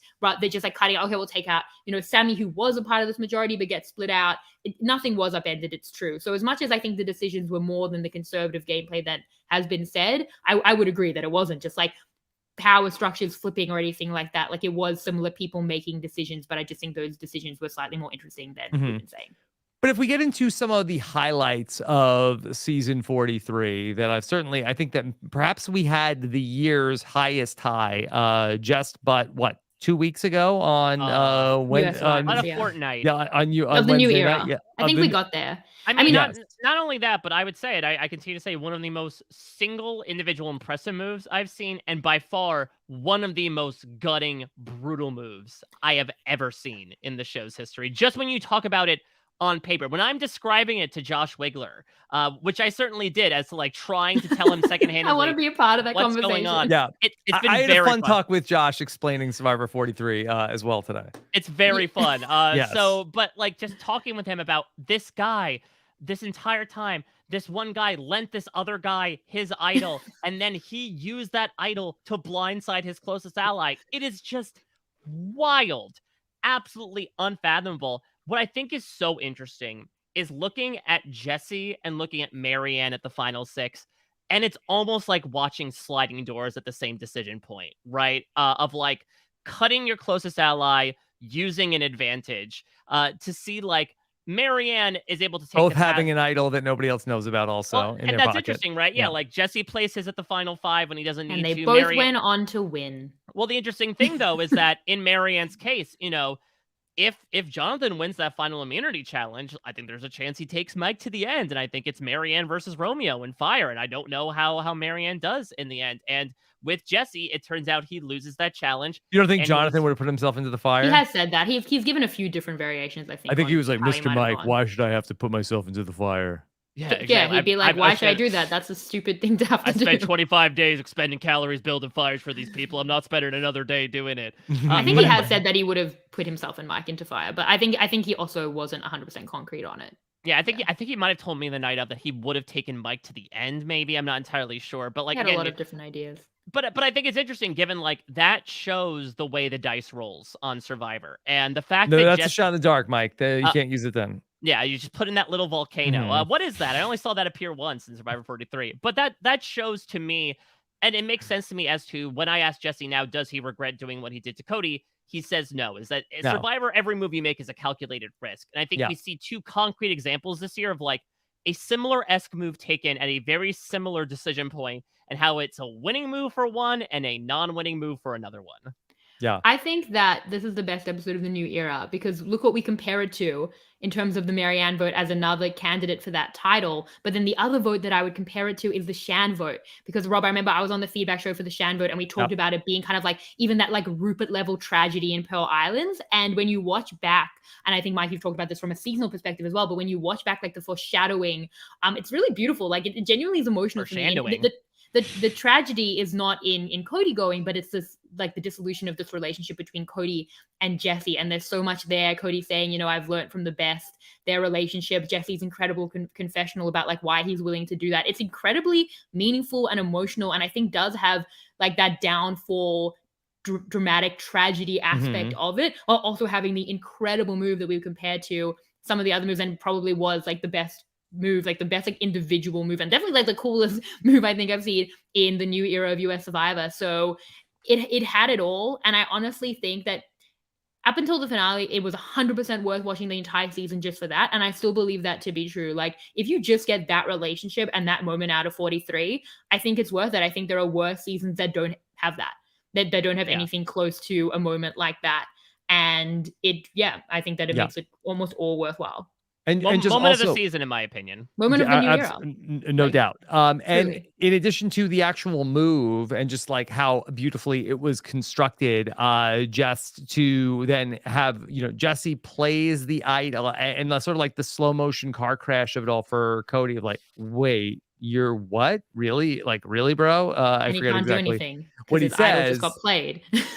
And he's like, and just like, I'll explain everything. And then, you know, you have like that eternity that it takes for when like Jesse like goes for the handshake.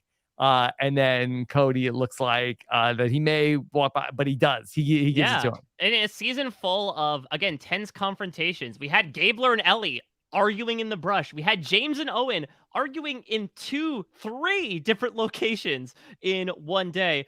The one moment when you think it might actually go to fisticuffs, it surprisingly doesn't. But that was the relationship of the season, in my opinion. Easily, and what I think is really interesting is, you know, you talk about Survivor 44 seeing all of Survivor 42, Survivor 45, whoever is going out there, I wonder how large of a role not only this move will play, but I also think how large of a shadow the winner of this season is going to loom over that season, considering how specifically the final 6 through 4 played out. We've seen the new era has very much been about don't stick your neck out too far because these big threats keep getting cut around like the 8-4 era. And we're sort of left then with some people that did a good job managing their threat level, were able to win some challenges, make some moves to eke their way to the end.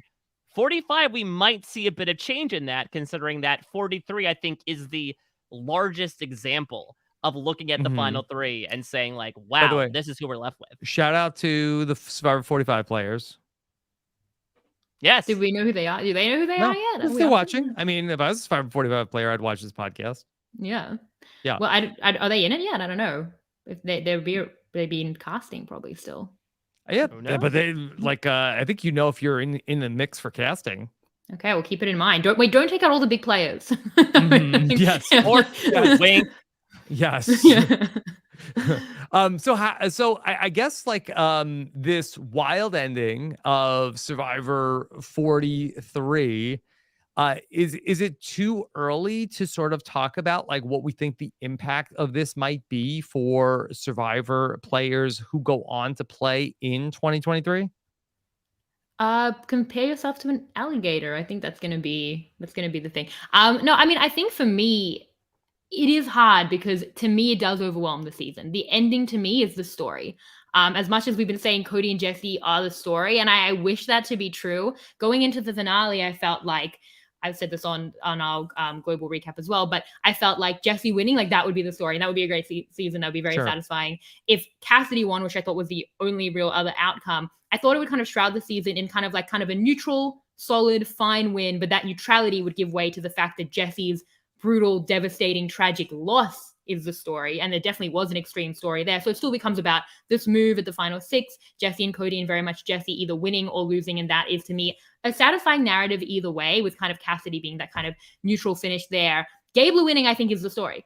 That did it. It overwhelmed all of that. All of the Jesse stuff that we got. I think that's what we will remember. And your mileage may vary on whether that's something that you enjoy and what people will take from it. I mean, good luck to them.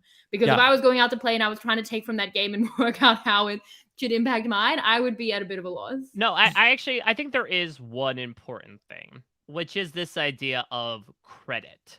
And I think that is certainly something people are taking away from Gabler's game, right? Is what he should and maybe shouldn't have taken credit for in the final tribal council. I mean, again, the only jurors we've talked to are Jesse and Carla, and they consistently said that like the thing that won them over with Gabler was the fact that he took credit for taking Jesse out at Fire, for the Ellie boat, for putting her name out there. And again, while the logic that we have may jut up against that, I think you go back to Marianne and again, what Mike didn't do, and that's another example of it. And it's a very tricky balance. That's what makes the jury system, in my opinion, so amazing, is that there are so many different rubrics and there's always this balance you have to strike depending on the personalities that you're dealing with. It's never going to be the same season after season.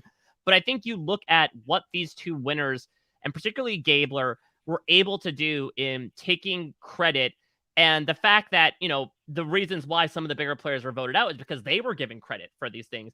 Hey, Omer was the one to get rid of Drea. We got to get rid of him. Jesse was the one to get rid of Cody. We got to get rid of him. And the fact that if you're in the final three and you are actually able to take credit for these things, sometimes in those cases, depending on your opposition, that may be enough to get you a vote. So, because of some research I've been doing for the podcast, I do consider myself to be the world's foremost expert on Gabler's game. And What I a feel title. yeah, I do not think anyone's challenging you for that. I'm just saying. And what I think, first off, I will say, let me just say, like, I have not been on a podcast, since I have done a lot of my research of going back into Survivor 43.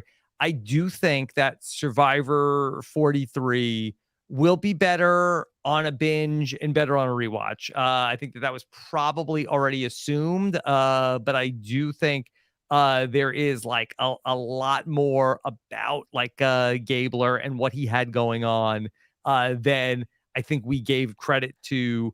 I know that we gave credit to. And like, I feel like that when you go back and look at the season, like there are a lot of interesting things that he is saying and that he is doing. I do not think that he is an all-time great Survivor player, but I do think that his story is an interesting one to discuss, especially here in the new era, and how the Survivor juries are looking at awarding their winners for the season, because I cannot stress this enough. Survivor juries don't vote the way that fans who watch the show would vote. That's just not how they work. And I know like it seems like that for us, like watching at home who are fans of the show, it's like, oh, it should be, who did what, who made what moves. And maybe there are some players that do vote that way, but I do believe as somebody who has like once upon a time did cast a jury vote, that these votes these jury votes, they vote on the strength of the relationships that they had with the players that were in the final three, much more so than what the resume was of any player in the final three. So my issue is that as I've said, I was very confused about this, and then the interview started coming out with Jesse and Carla. Mm-hmm. And if Jesse and Carla had said, I just like Gabler so much more, there was a social game there that maybe the edit didn't show enough, then I would put the blame on the edit, which I'm not currently doing. That, to my knowledge, is not currently what the jurors are saying in these interviews. And more than that, we can kind of infer that from what they're saying, like at the after show, through Final Tribal Council, the jurors are saying, if Cassidy makes fire, she wins. So how can it be so much more on relationships if Cassidy wins if she makes fire? Or it's so much on Final Tribal Council, which I have kind of my own qualms with. It's probably implicit. Like, I don't doubt that to be true. You can 100% infer that we did see some of these individual relationships that I 100% want to credit with Gabler, with Ryan, with Cody, with Noelle, on and off with Sammy. I'm not saying that's not true. I mean, I think we saw a lot of that from Owen as well. Obviously, he gets 0 votes. But if they come out in the interviews and said, I liked him better, he had a better social game, I'd say, let me take you at your word. Because, like, I guess even within, like, biases that we can have as human beings and as jurors, that's their perspective that I can't have. And I would never deny them of that because it's totally valid. It's just that the things that they are saying are things that I could actively disagree with because they're talking about facts. Like, he took Jesse out. Did he? Cassidy chose who went to fight. Anyway, it's been spoken about. There are other things that I would like directly contradict, and that's not what the jurors are saying. I wish they would. It would be the most easy to swallow. I just want to parse this because I'm just saying, like, this is not Rob Cesternino thinks like this is like I guess that this is when I guess this is Rob Cesternino. Rob Cesternino thinks this is why, but this isn't necessarily like how Rob Cesternino like would vote in the Final Tribal Council. Yeah. When Gabler goes to the fire in the Final Four, Jeff asks Gabler, how, like, what did you say? What was your pitch to Cassidy? He says, my pitch was, please let me make the fire. So like, I think in a way he kind of like ends up like, it's Cassidy's move of I'm putting my champion into the fire to take out Jesse tonight. This is my move. Like, I feel like that when Gabler stands up at the or is like announcing like, I said to Cassidy, please put me in there. I want to make the fire. Like, I feel like it almost becomes that it looks he's working on it. Yeah. Whenever somebody does an impression, you always ask them, is that an impression?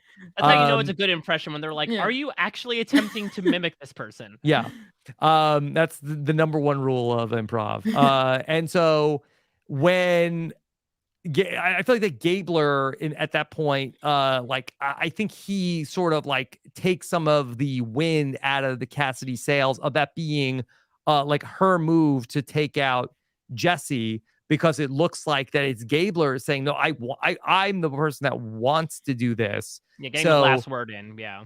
So I don't know if it's necessarily like that. And again, like, look, if they said like whoever made the fire was going to win the season, like they said what they said. But I feel like that if it was not exactly whoever made the fire, but like it was Gabler's like risky move to do this, Cassidy didn't have a ton of skin in the game because like if Jesse wins, she's still in the final three. Well, okay. So here's my thing. In terms of like them voting on that, like I do believe that to be, most fans would say that's logical, but like with all jury votes, I think what we said is like it's their prerogative in most circumstances, in almost all circumstances, extraordinarily valid. But what I've been trying to say is like beyond that, there could be like extreme biases. I'm not saying that that's here, but like there could be things that may make things against like some sort of fairness, and there could be some things against objective logic and at least against truth. Now, as an example, you talk about credit, Mike, about taking credit.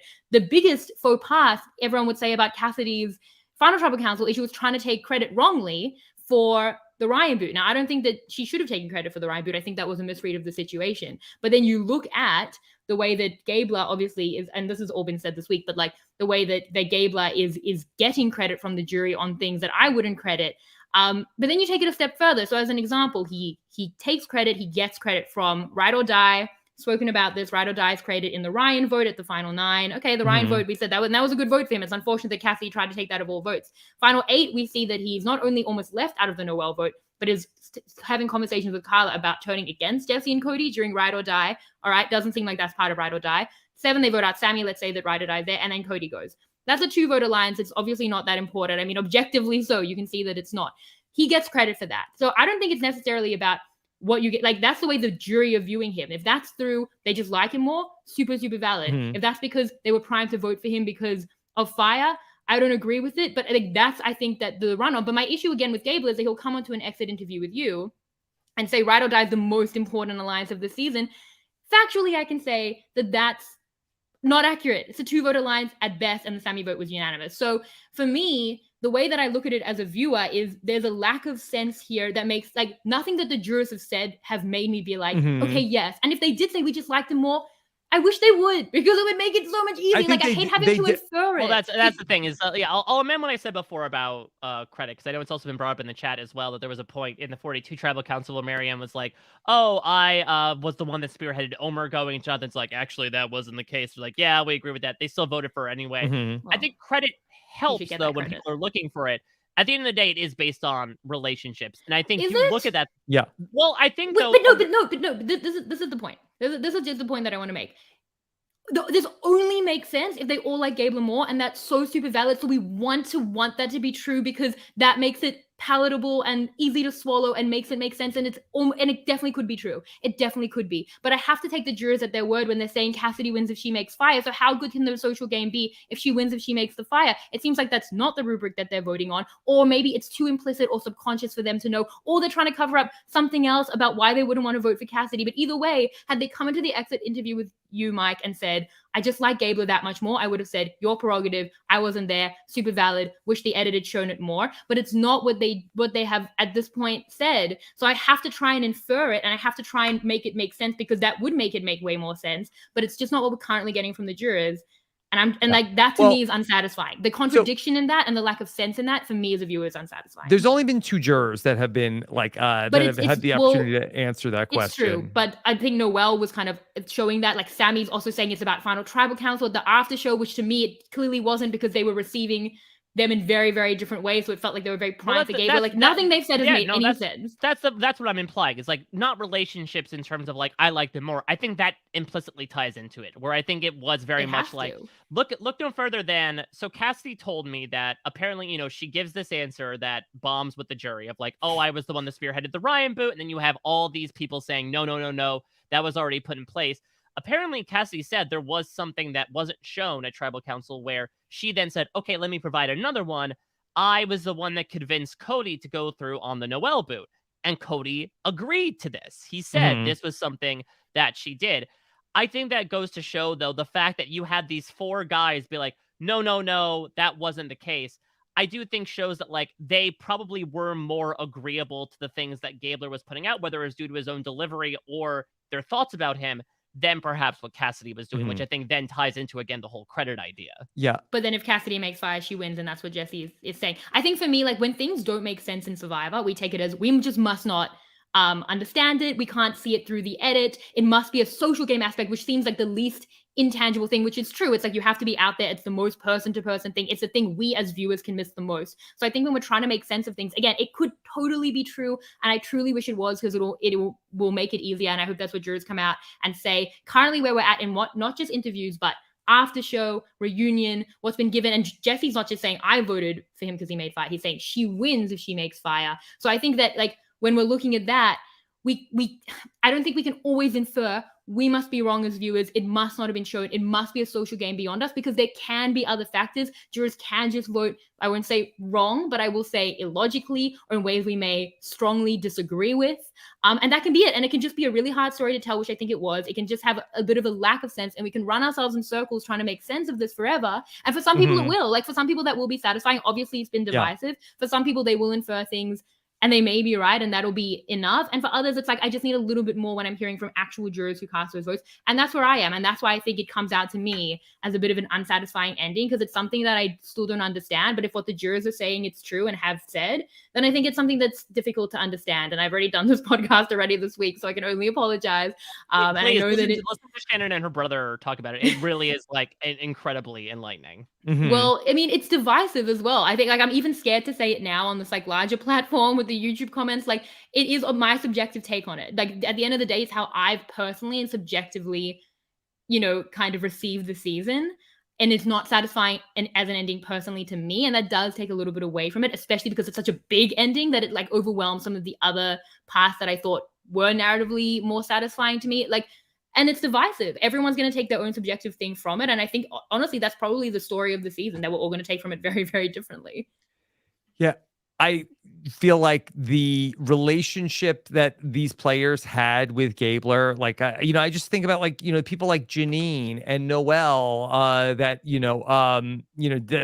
I did not necessarily think coming in were going to be, Gabler votes, we did see parts of Noelle in hindsight. Yeah. Yes. But Janine was shocking. That was shocking. She's like, oh, Gabler, good on you for picking out that you went through my bag. And Sammy's like, what the hell? Sammy's like, yes, that's me. My name is Instincts. This group had very warm feelings towards Gabler, and and he brings us up at the Final Tribal Council of like I was working with you. I mean, if you go back to the Noelle vote, that's finally the point where he's working with Jesse and Cody. Carla and Cassidy come to him and they want to know where he's voting. Noelle and Owen think that they're voting with him. Sammy like every person in the game thinks that they're working with Gabler, and he was somebody that he was reliable. He was trustworthy. You gave him a name. He didn't ask any questions. And then most of the time, if it was your name, he didn't go tell you. Like, he was like a reliable person. He sort of like had the branding of that, like with I think Jesse and Cody especially really liked him. That he was giving them a lot of like, I think Cody was impactful. The assassins, the silent killers, like he brings it up at the Final Tribal. They're like, oh yeah, he was doing that, and that I think he was like a caretaker to the group when people he really seemed to genuinely care about everybody. And when people went out of the game and people on this jury had big egos, he never had blood on his hands. He was always in on it, with the exception of that he was not in the 7 for the Dwight vote. He got left out of that vote, but he was in on all of the other votes, and he was never the person that anybody walked out angry with. And he was in on it, and he like, I think he had like really warm conversations with people, and he never made them feel uncomfortable. So I think that there was a lot of positive feelings towards him. Please, I am not a Gabler apologist. I am just a person who has rewatched the season, looking for clues as to why the jury voted for Gabler. And that's the thing, is that I in retrospect, I know I put out there last week, like, to Shaded's point, clearly we're missing something. I blame the edit for obfuscating Gabler's relationships. I do think in retrospect, like, actually they did a good job telling the story. It was all there. Mike, I agree. They did do a really good job of telling his story. Yeah, like, the story is that he's not out and about. He wasn't the person that was behind the scenes doing all these things. Like, that's the way the game rolls. Sometimes those types of people end up winning the game. Now, that being said, I still think it lacked in many ways. Did we need episodes that were half challenge? No. Did we need several When Gabler won, then we did. Well, apparently, did we need several types of relationships to just arbitrarily get brought up and then become one of the most important parts of the game without even seeing why they're connecting? Absolutely not. So I think it was definitely lacking in that way. What I will say is I'm happy that both Gabler and Marianne won for one particular reason, because I think if you look at the two of them, their character types, their demographics, and especially their edits, I don't know if 5 years ago we're saying they have a chance of winning this game. Now, granted, some people might have said that even the week before, because what I will give, again, Survivor credit for in its storytelling is that, like, I love the fact that two out-and-out characters, quote-unquote, won the game. I feel like there was a period of time in the 20s and 30s where we got, as Stephen Fishback puts, the winner's edit, which was incredibly sanitized of, like, here is our middle of the road, strategic, has content in every episode, but is very like not negative whatsoever because we don't want the audience to hate the winner. And as a result, you could very easily look at, okay, Tommy's winning this thing. Okay, Jeremy's winning this. We have not gotten that this time. And I love the fact that Marianne and Gabler won as such disparate personalities and as personalities that don't usually take home the $1 million check, because that to me shows that there are so many different types of ways to win Survivor. You can write a rule book to give you some guidance for it. You could try to follow the greats, but at the end of the day, every Survivor season is a variable in and of itself. And I love the fact that we have two very unique winners playing two very unique games to hopefully show people moving forward, you can be unique, you can be yourself, and hopefully do just as well. I mean, that was literally Marianne. She did it for the weirdos. That, you know, she says that in the very first Maybe episode. that's what Gabler took from that first episode. He saw 42. This next minute's for the weirdos. Can I also just give credit also to the Survivor 43 cast? And again, I do not know this about the Survivor 42 cast, but this season was not spoiled to my knowledge. We did not have spoilers.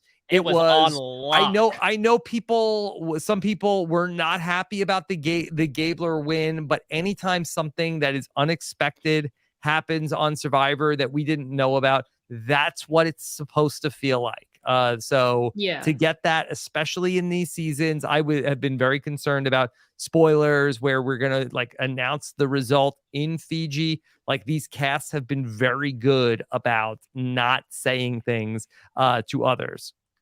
I have so many thoughts. I don't even know where to begin.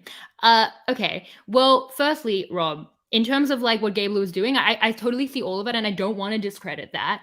And I think it's a lovely story for that being like the full meaning for the win. But then how does Jesse say that Cassidy wins if she makes fire? Is he wrong? I can't is he lying? To... But that's my point. Is like there's some contradiction there. There's some lack of sense there. Like that all makes sense, but then there are things that are against it, and there's a lack for me of satisfaction in that clarity because there's some clear contradiction. Can I give you my Occam's razor of what it is? I think think it's probably like I think that Jesse had warm feelings towards Gabler. I wish he'd say I think he was kind of salty with Cassidy about that she didn't go into the fire with me.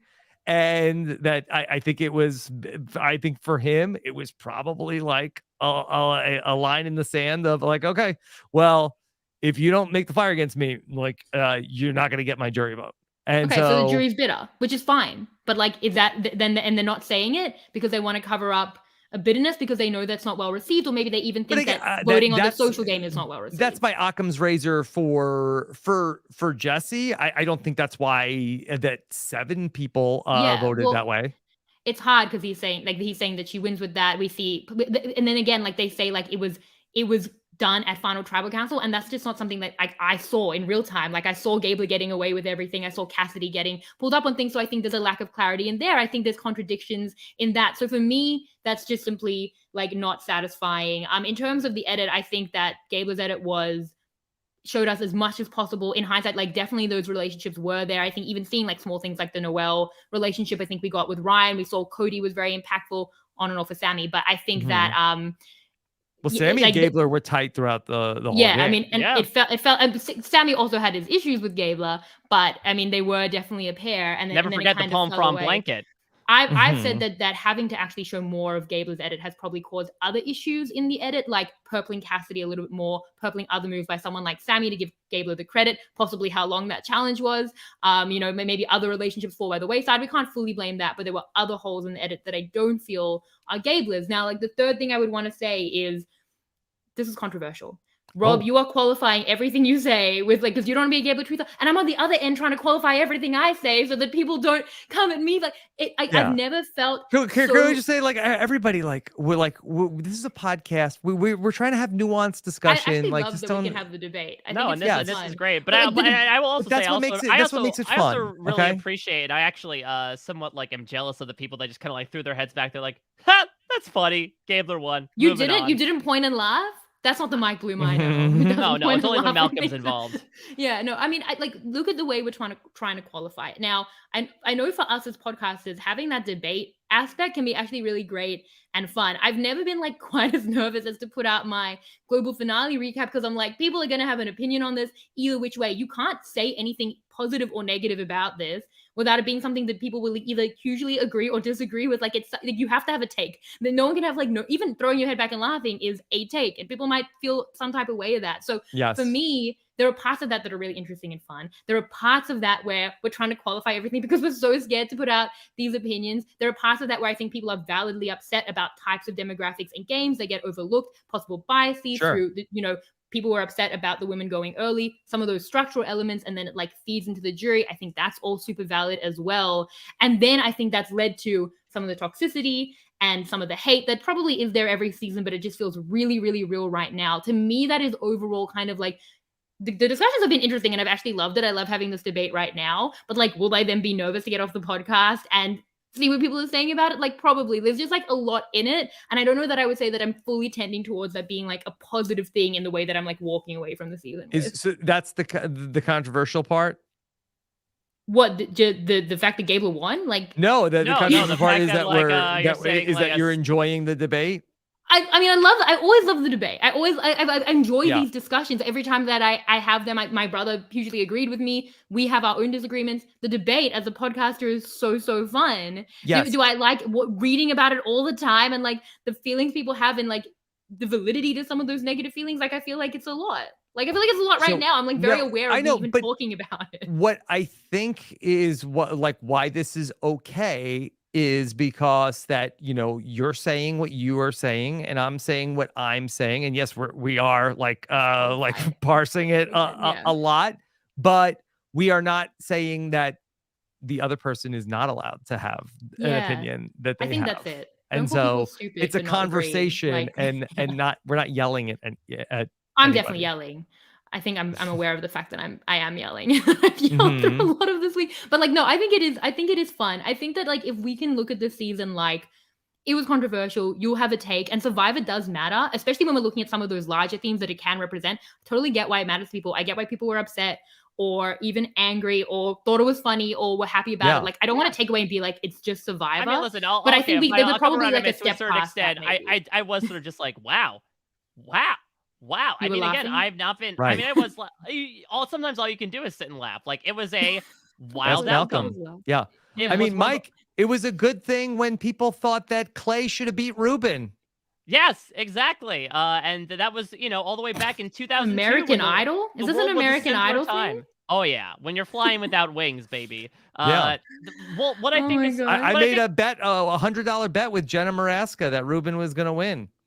Look at this. That you were able to beat her in that one way. So that's got that one moral victory. But like the thing that we're also obfuscating as well, which again talks about how strange yet like so kind of eye-catching this season is the fact that Gabler drops this bomb in the finale of I'm gonna donate it all to charity. We forgot to mention that. What was happening in that finale? Like, it really was. This is why I say that the Jesse story, which had been so massive, literally was able to be overwhelmed. I would not have thought that possible going into the finale. It was massive. Well, that being said, like, I know that we've obviously been Gable-centric. I do want to go back to Jesse here because he legitimately is like one of the most intriguing people I can think of on Survivor in terms of all the, even including, I guess, the discourse about, again, is he a villain? Is he not? I still think he is one of the most brutal players in Survivor history. And I say that with a smile on my face, just going through the list of everything he has to do. But on top of that, like, seeing him emotionally go through the quandaries that those presented, right? Of like, it sucks that I have to do this, but I have no other choice, right? He talks about this after he gets eliminated. It's do or die back home, even though that concept we is just got gone rid of this that, yeah. season. Like I feel like I had to make the moves I did because I do not have a safety net back home. And every decision I had to make was to guarantee my kids a future that I could not have.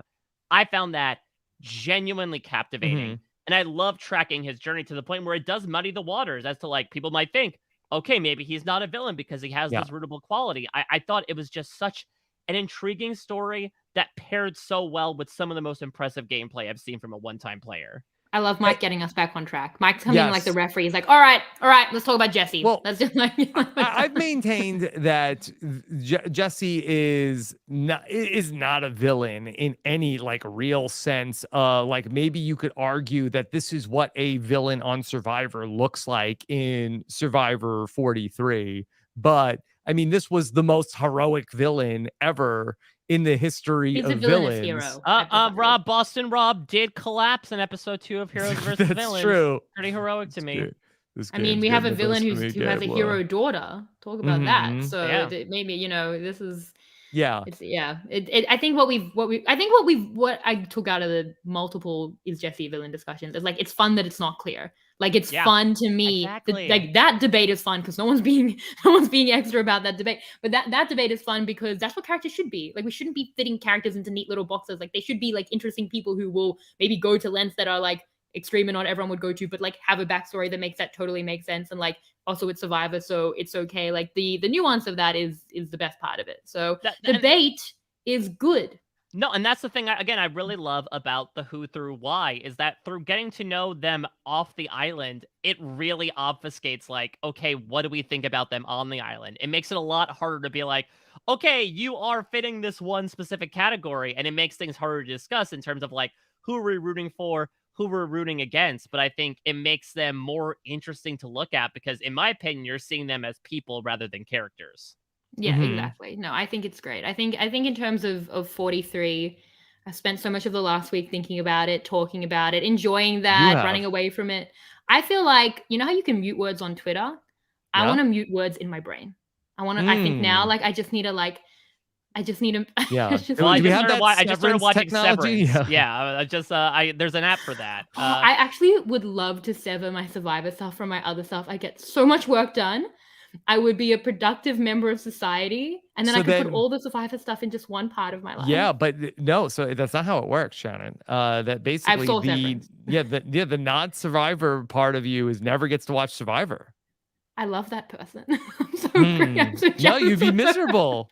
No, because the other part of the wrong lesson from the show. I feel I've only watched one episode and I already get that. That's assumption. Fine.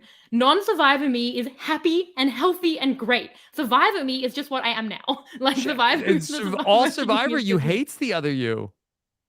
Yeah, because she's so jealous of her, which I am, which I literally am. I mean, I don't think I came out of Severance like. I didn't think we'd have Severance spoilers on this podcast. I think I came out of Severance being the Year in Severance podcast. I've watched one episode. Please don't spoil anything. I'm not spoiling. I'm just saying that this is the first time I think that the Severance technology makes a lot of sense, and I'm interested. Okay. I'm interested in it. Wow, look what Gabler brought you to.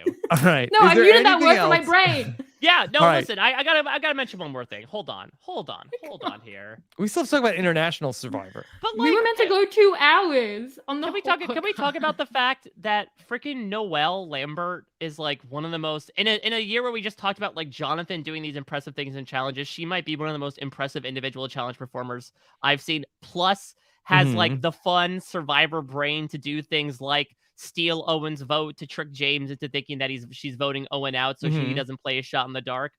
She was someone I mean, I didn't underestimate her. I had her, making the finale in my preseason predictions, but talk about somebody who was just like inspiring inside and out, who truly brought their blood, sweat, and tears into the game, mounted probably the greatest individual challenge comeback that I have seen.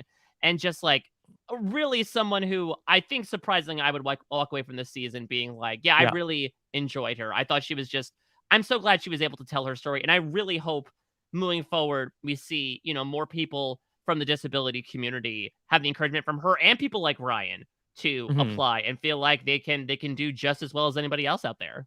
Just to put a spotlight on a few other people from the season, other than Jesse and Gabler. All these words have been muted. I can't even hear you. Carla was another incredible love Carla, character yeah. in the season, and she came out. She, played like a really hard game. She unfortunately, like her body was just kind of like fell apart on her. Yeah, do you see But those pictures of no, I saw she said she was gonna post them. I'm like, I am not gonna go look at them. I looked. I do I'll not always look. recommend. I'll But always yeah, press it play. was tough. No, she like there are even more wounds than what ended up showing. Mhm. But yeah, it was wild to see, almost like in a Romeo You're gonna have sense. to rickroll me to get me to look. Yeah, the much more graphic Rickroll, but to see like a larger extent almost of like the Romeo story, right? Where she was running Coco really at the top of most of the game, the only person who had an idol that nobody seemed to know about until apparently everyone knew about it at some point. And Mhm. then like the last 3 episodes, it all completely falls apart on her. It was a wild downfall to watch, but I also love Carla said that one of the reasons she applied for the show is because there was no one that looked like her up there. And I love the fact that she was able to do so. And I do hope that, again, much like Noelle, much like Ryan, she has been able to push other people that perhaps look like her to see people like Carla say, oh, she could not only succeed in the game, she could be the odds on favorite to win at the Mhm. final 5.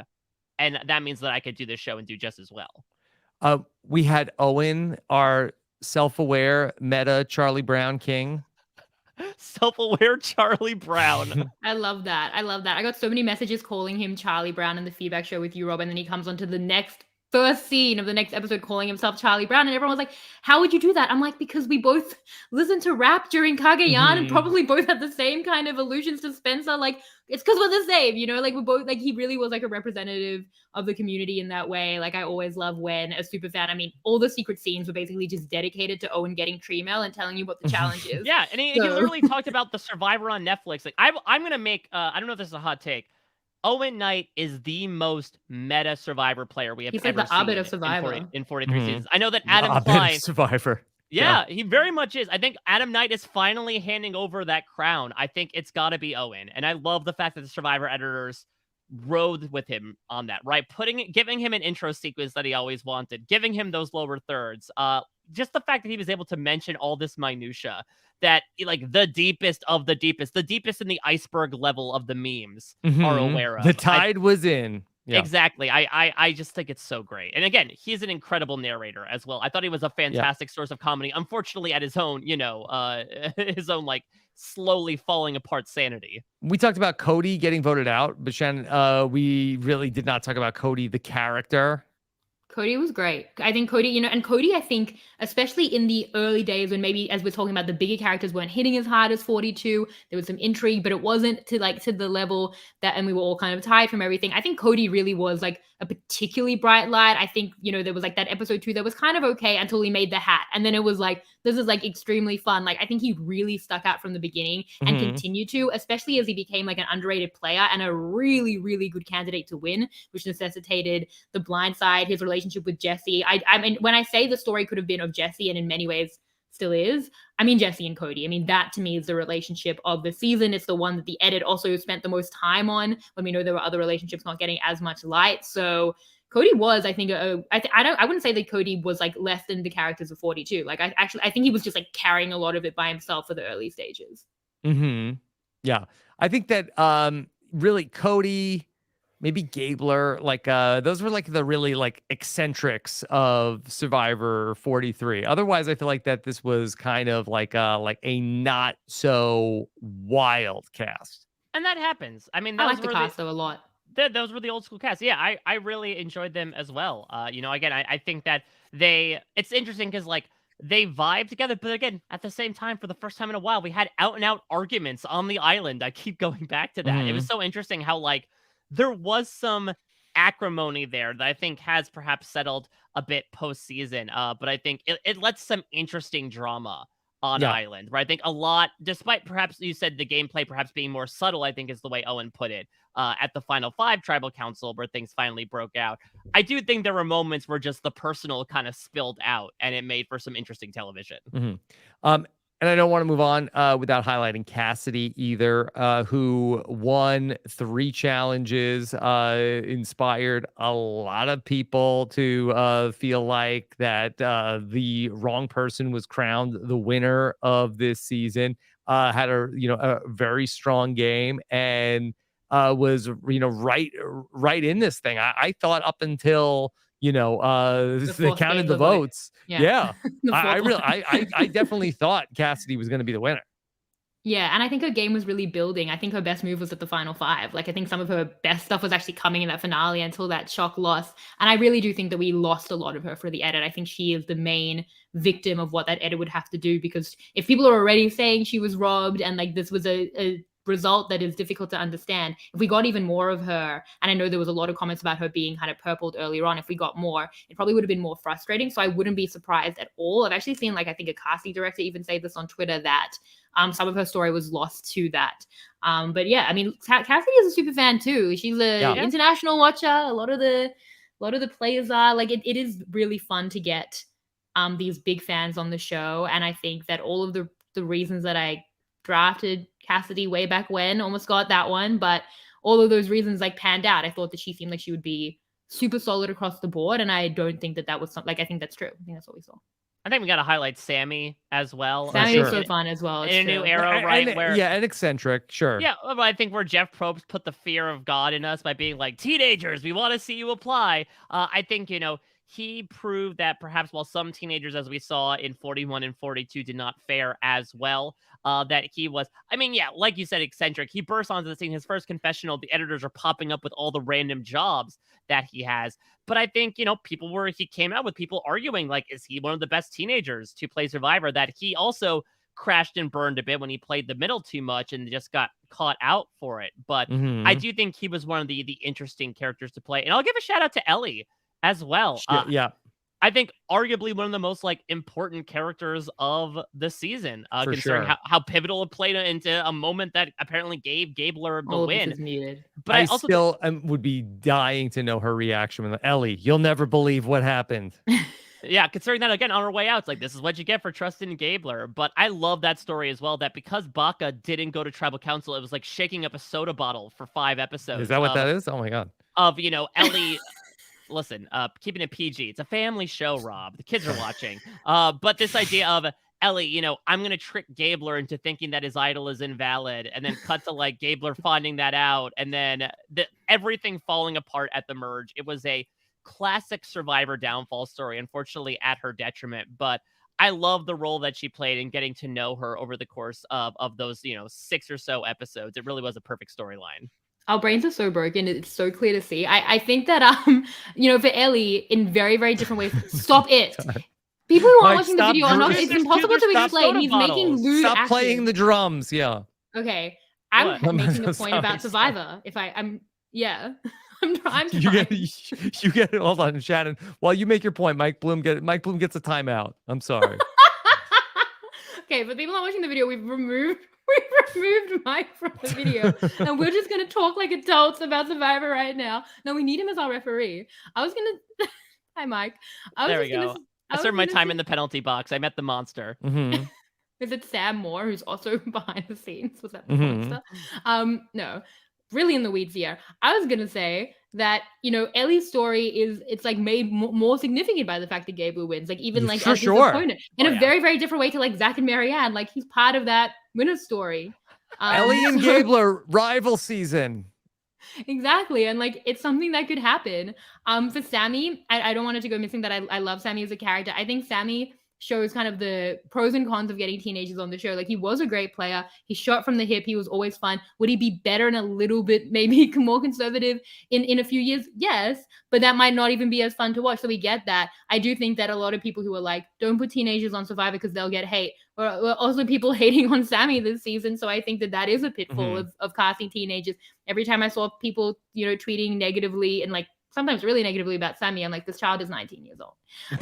So that was just something like a stickler for me. The conversation, clearly, the meta-ness that we are also the Ubbers of this podcast and the Owens of this podcast is clearly something weighing on our mind. But look, I've enjoyed it. I really enjoyed how Mike got a timeout and how we haven't even yet spoken about International Survivor. Okay. I went down under in a different manner. Rob, all right. Nice working with you, and I'll see you in 2023. Okay? I'm going to the severed part of myself. Just dissociating. We promised talk about International Survivor. 2 hours and 15 minutes later, here we are to get to talk about some international Survivor seasons. Shannon, let me turn the floor over to you. That I feel like you are certainly higher on one of the two international seasons from 2022 and I than wasn't the on other. either one of these, which is interesting. Yeah. So, which did you want to talk about first? Mike, should we go chronological, talk about Blood versus Water first, Yeah, and then we and end again, on the Lydia of let's just give the disclaimer right here, right now, in case you didn't get the warning. I don't want people to leave though. Hop out just now if you don't. Just watch everything and then come back. We're gonna talk explicitly about events that happened in Australian Survivor Blood versus Water and Survivor South Africa Return of the Outcast. If you didn't watch them and you intend to watch them and you don't want to be spoiled, feel free to hop out, but stay. We're gonna have a fun time. We're going to talk mostly big picture. I mean, there will be spoilers. Yeah. I can see people leaving right now. Guys, please. No, they're staying. They're staying. 8 people just left. Yeah, because I think that there are things that from the international shows that we can talk about, things that we might see coming to the U.S. Survivor in 2023. Yeah, I mean, I think we're not going to get as in the weeds as we did with the U.S. This is seasons. not a 4.5 hour. But no, we're staying broad, and we're saying what's connected to. I'm not doing that again. Connected to U.S. Survivor this season and might in the future. Some things that U.S. Survivor can take from that, I think, is really important. Blood versus Water was, Mike, would you say it was the worst season of the year? Yeah, definitely. And it's interesting because I would say, like, overall, I might say lackluster, but to me, there's a section that was luster, and then there was a section that was lack. Like, I don't want to throw the baby out with the bathwater and be like, bad season of Survivor overall, because I actually think the pre-merge, and particularly I don't think it's a coincidence, that a lot of the action surrounding Sandra Diaz-Twine and her daughter Nina were probably the highlight of the season overall. Yeah, I have a bunch of analogies in my notes by accident. I said, firstly, Sandra and Nina were a highlight, and then the way that went in a really disappointing way, like, spoiler, Sandra gets voted out and Nina votes her out. And like that actually, it was upsetting to have Sandra go because she was shown so much reverence and it was such a thrill. And I cried when I interviewed her, and like everything was just like amazing to have Sandra there. And she was hyped up in a way that only Australian Survivor can do in its epicness. And then like Nina took on that mantle. So there was a kind of a satisfaction still in the story. And then Nina gets like really upsettingly medevaced based on a challenge injury. And that I think was a metaphor for the season. Like I think like the hope and promise of that and then the way that it tumbled possibly is a metaphor for the season. But I think that they were definitely a highlight. And then a huge connection to 43. Idol ceiling was a thing, and there was not even knowledge's power to make that fear. Sam Gash made someone named Jesse, ironically, say, oh, you can see the idol. She caught him finding it. He had been an ally that she was about to blindside that night. She said, give it to me. And she voted him out and said, thanks for the idol. It was super dramatic, but I know for a fact that Jesse watched it and is a fan of Sam. So I don't think that we can say that wasn't connected to what Jesse was doing and stealing then 2 idols in 43.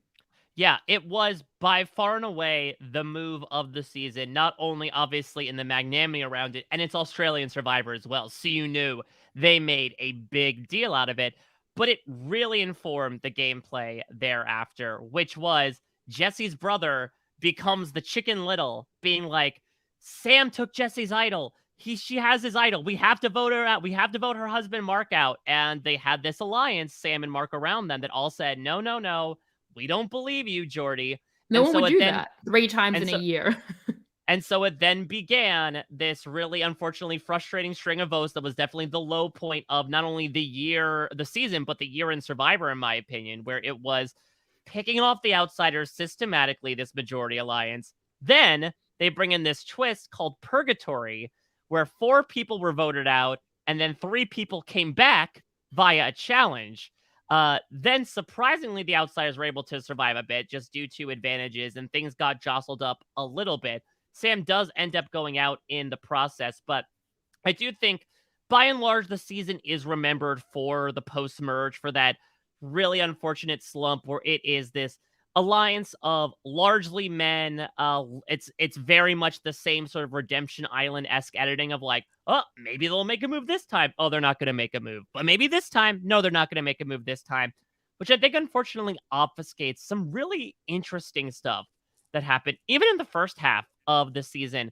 Going back to the Sandra stuff, I thought she was dead in the water or in the blood when the season started. The red. But but every vote she seemed to like plan some sort of blindside that was happening. It was epic. That was amazing. To turn away, and then here, Rob, you watched this episode, right? Freaking Juicy Dave decides Juicy to just Dave. spill his entire game in front of the end. tribe and has to basically save himself with his own idol that he just found. Everything. Juicy Dave was this year. Juicy Dave was this year. Chrissy was this year. I loved Chrissy as a character. Yeah. So there were like some really interesting parts, and even like the blindside to get out Sam, the Jordan vote where KJ sends out three people and the outsiders are able to prevail. I think they're all interesting. I think, unfortunately, the season gets dragged down by not only that stagnant gameplay in the middle, but also the editing, which really didn't help. The fact that we had a front runner at the end to challenge Mark Wales, who did play an impressive game, but the fact that the front runner in the game was edited in a way to make us believe that he had no shot of winning the game just made for a really discombobulated narrative where I think going into the finale, all of us were like, Mark's definitely going to win this. It's a question of how. And that's, again, no offense to the game that he was able to play, but I do think there was, as sort of comes part and parcel with Australian Survivor editing, a lot of potential there that I think was missed out on just due to editorial choices. So as an outsider, the blood versus water format, was that the culprit for the issues with it? Do we think that might be dead as a Survivor format? I actually thought that they explored blood versus water as a theme maybe better than ever before. We had multiple people voting out their loved ones, including Nina, obviously. And we had this is actually symptomatic of, I think, the whole season, in that I found it largely very interesting, but like never super fun. Other than when like Sandra was like really doing herself, that was really, really fun. But there was a lot of intrigue, and to the point where it got like a little too personal. Like it was a little bit too real to watch like married couples have conversations where we felt like, whereas like a person's agency, like it was, again, conversations that I enjoy finding nuance in and having, but I'm like nervous to do. And there was sometimes it just felt a little dark and negative. I know Mike compared it to like South Pacific as an example, like intrigue there, but like, are we having a good time? I mean, I would think like the blood versus water theme being explored in that way. But is it fun? Yeah, but is the Mike White question? I mean, I do feel like it had the tension of a White Lotus season, though, with like, as an example, at the merge, Mark and Sam. There were two couples that went on a vacation. Well, I mean, Mark and Sam have an argument at the merge that was like, they want to vote out each other's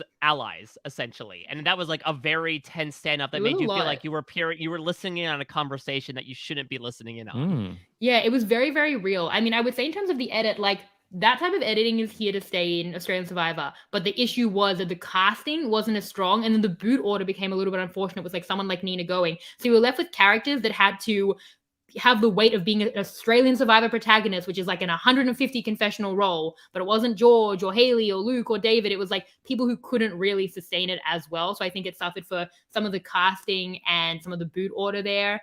And then like I said with the idol stealing, I said it was a highlight, but also divisive to the point of extreme toxicity, which is maybe a metaphor for the whole season.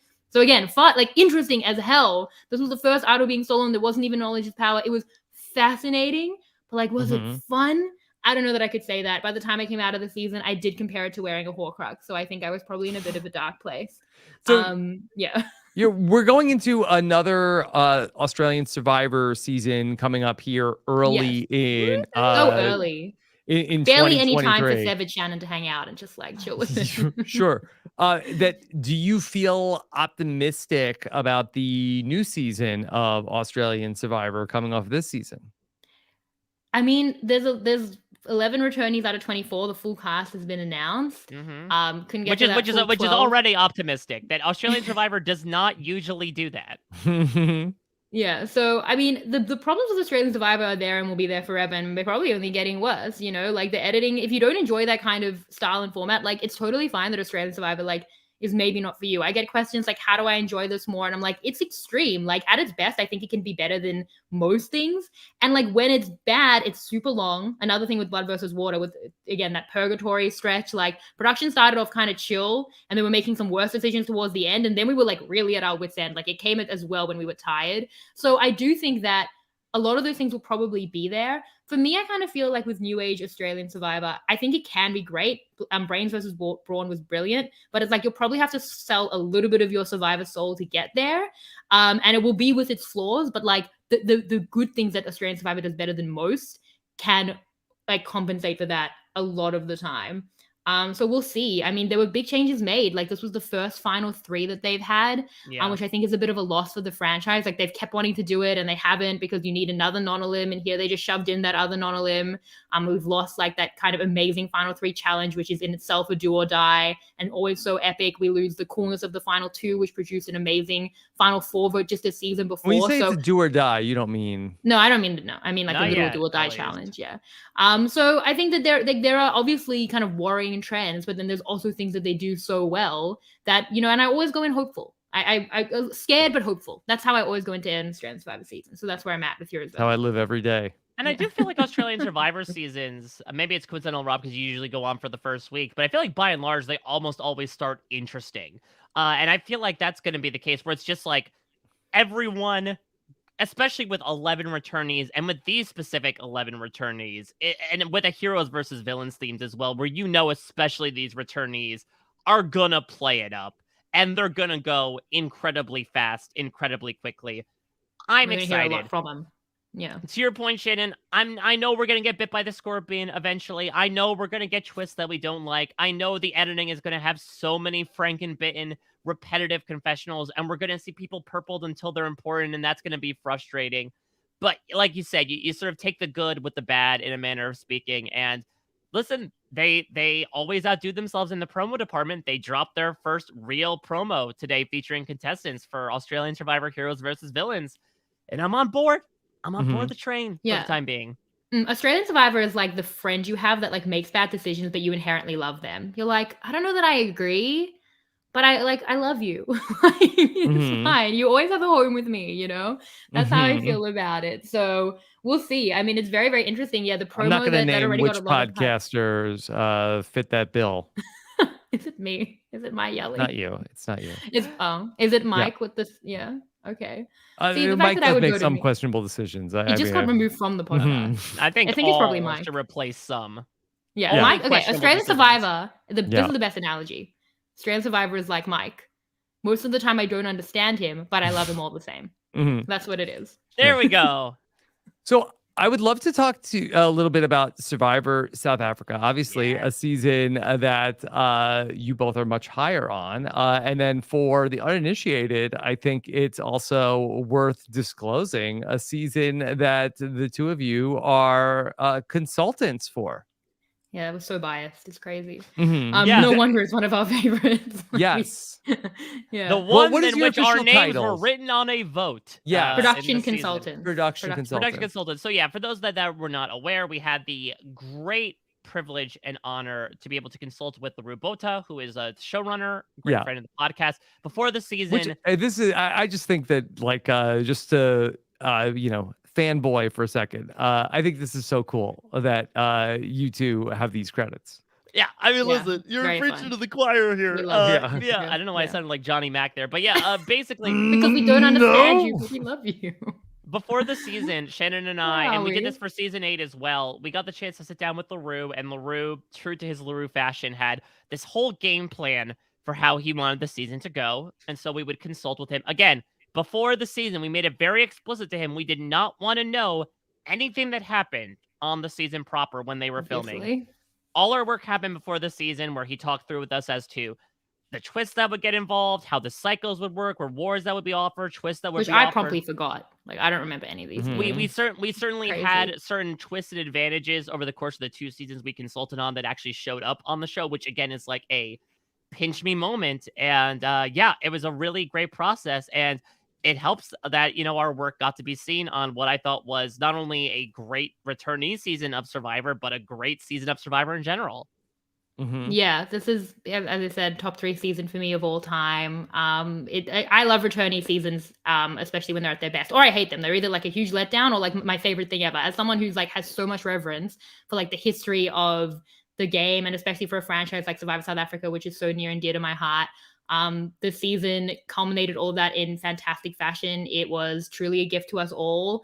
I wanted to talk about the theme because I think that's really relevant to US Survivor. I see these fan casts all the time. So the theme was pre-merge players who were voted out pre-merge played once versus people who were voted out post-merge. No one who made the final tribal council. And it was truly such a spectacular theme. I think it's my favorite returnee theme ever. It's something US Survivor has to do, because I've always said we need these pre-merge players because, you know, then we get people like in terms of like wasted potential, then we get people back that we've always wanted, then we get Bryce back on Survivor, which is like the main thing that we need.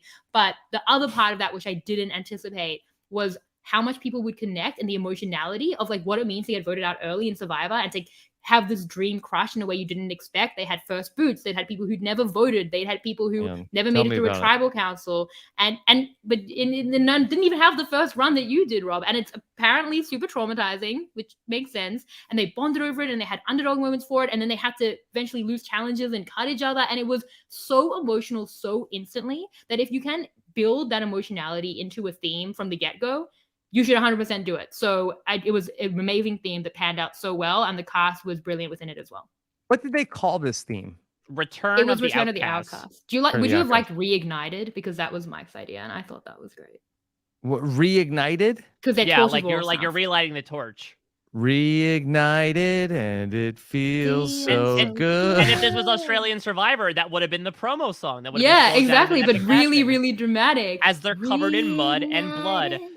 Yeah, so what I said before I think still holds, that to me this combined the idea of second chances, right? That no matter where people placed, everyone wanted to make good on the second chance, especially because Winners at War style, they doubled the prize money.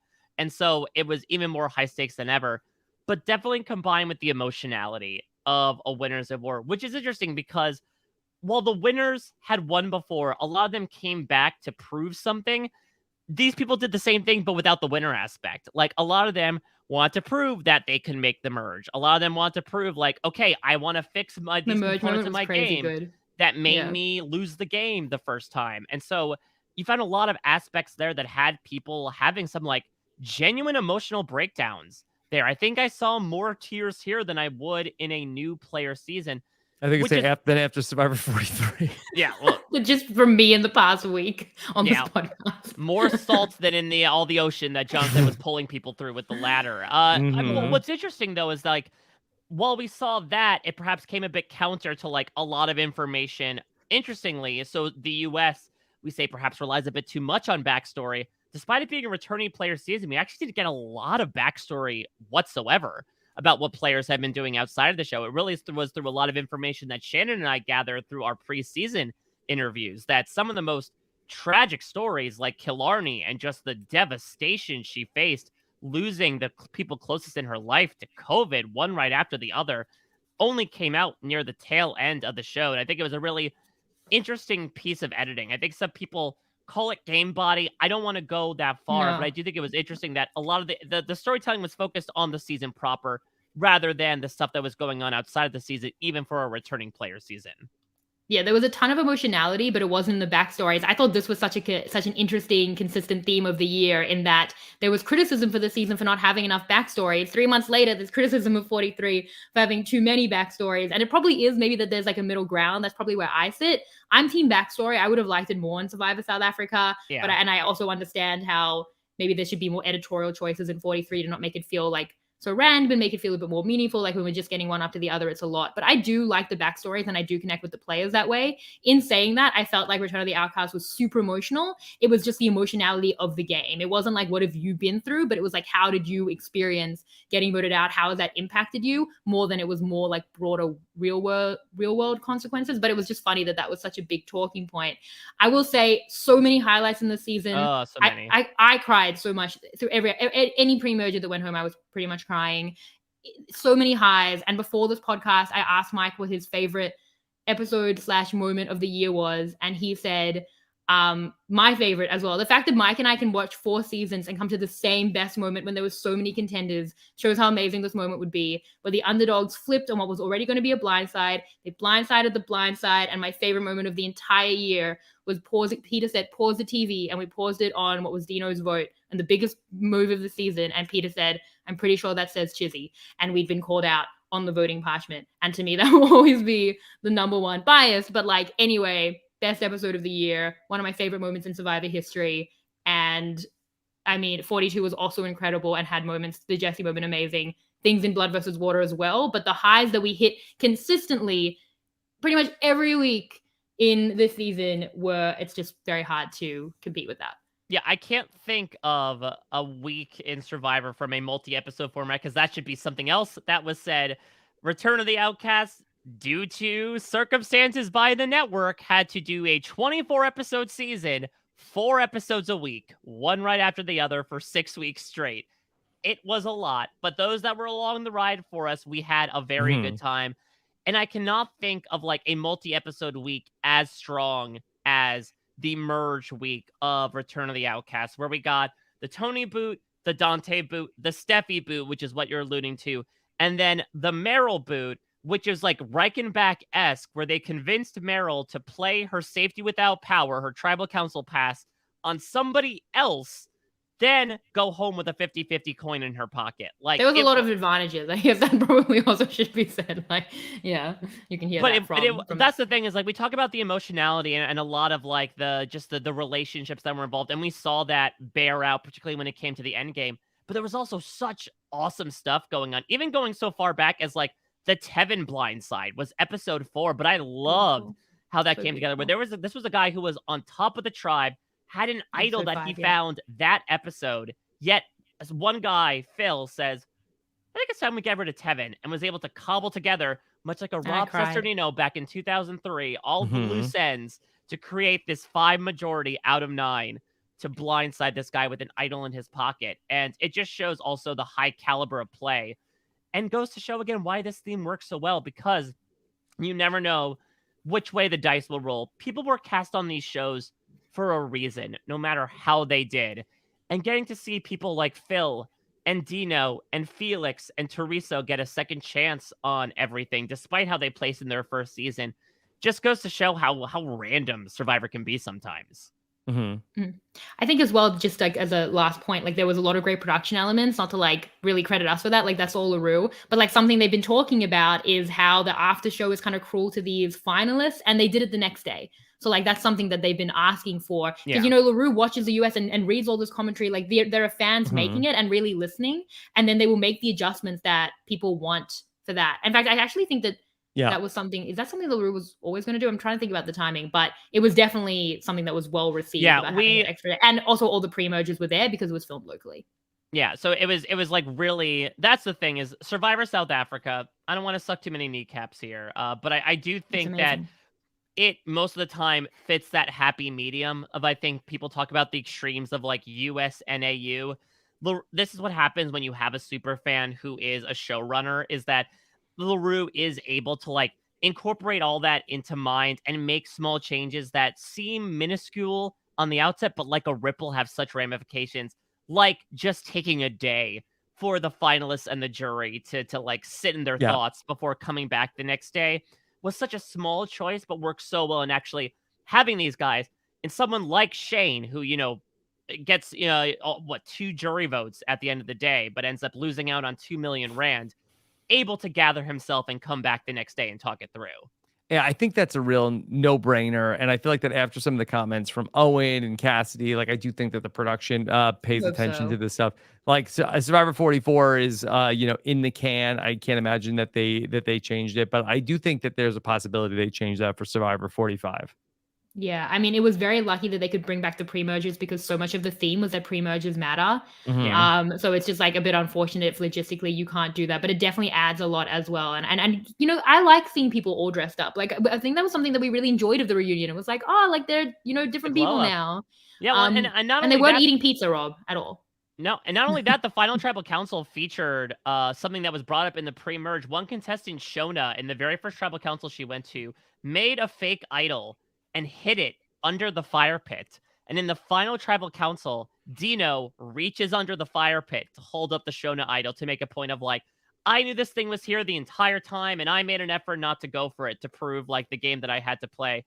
I will say overall, what I think was so interesting about Dino as a player, first off, it was amazing to see this guy have perhaps a Gabler-esque first episode in season 8 in terms of just like crash and burn to go on to win his second season as a huge fan of the game. Was so amazing to watch, especially after one time he fell in the fire and was nearly medevac. Oh my God. Yeah, he fell asleep at the fire and like went headfirst into it and had seal paws for a while, but he ended up being okay. But I think what's so interesting from an international perspective seal paws? That's what We he just called him said. Steel Paws. Well, no, I think we were saying Steel Paws because he was just like with his bandages.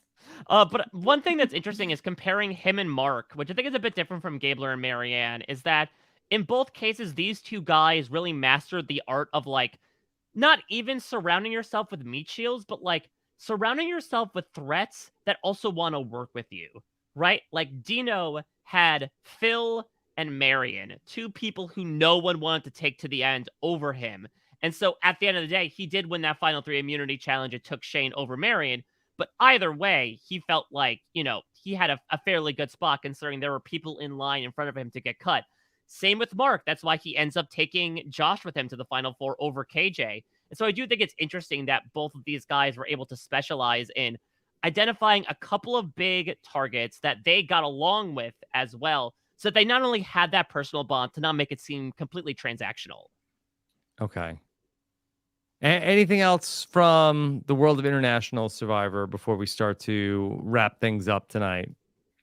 I mean, I was just going to say, I think for me, like the biggest thing with Mark that I take away is that he and Sam really used the blood versus water theme like spectacularly well and more innovatively than I think we've ever seen really anyone use the blood versus water theme consistently throughout. There was a moment where Mark could choose to be on Sam's tribe or not, and he chooses not to. And it's like a defining moment. So that's what I take away. And I think it is really satisfying when a winner validates the theme and that in that way, the narrative. For Dino, it was just like an incredible underdog narrative. Yeah, I mean, for Survivor South Africa, my final word would be it was a privilege to cover. We loved every second. Dino's like underdog, incredible win there was something I'll always cherish covering and watching. And I'm sorry for spoiling all of it. If anyone hasn't watched Survivor South Africa, like get into the journey. Please contact me if you want recommendations in terms of International Survivor or like how to go about it, because there's a lot of great stuff there. We saw definitely some of that in this season. And yeah, I mean, it doesn't help the severed parts of you that are trying to maybe get away from the discussion, but it feeds into that other part. So if you want more, it's out there. Okay.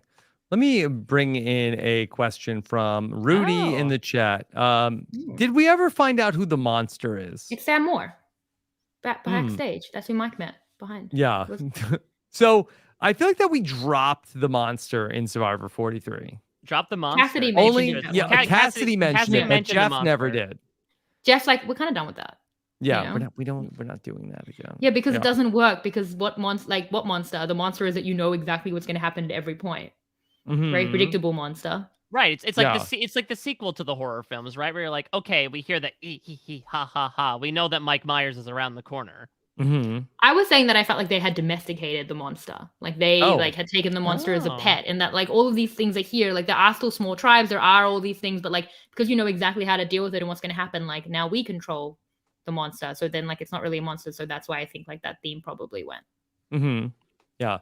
Okay. Do either of you want to try your hand at this question? Rank the 2022 Survivor seasons. Yeah, I've got mine. It's not. I mean, listen, there's one particular hard choice to make, but otherwise, I think it's fairly set in stone.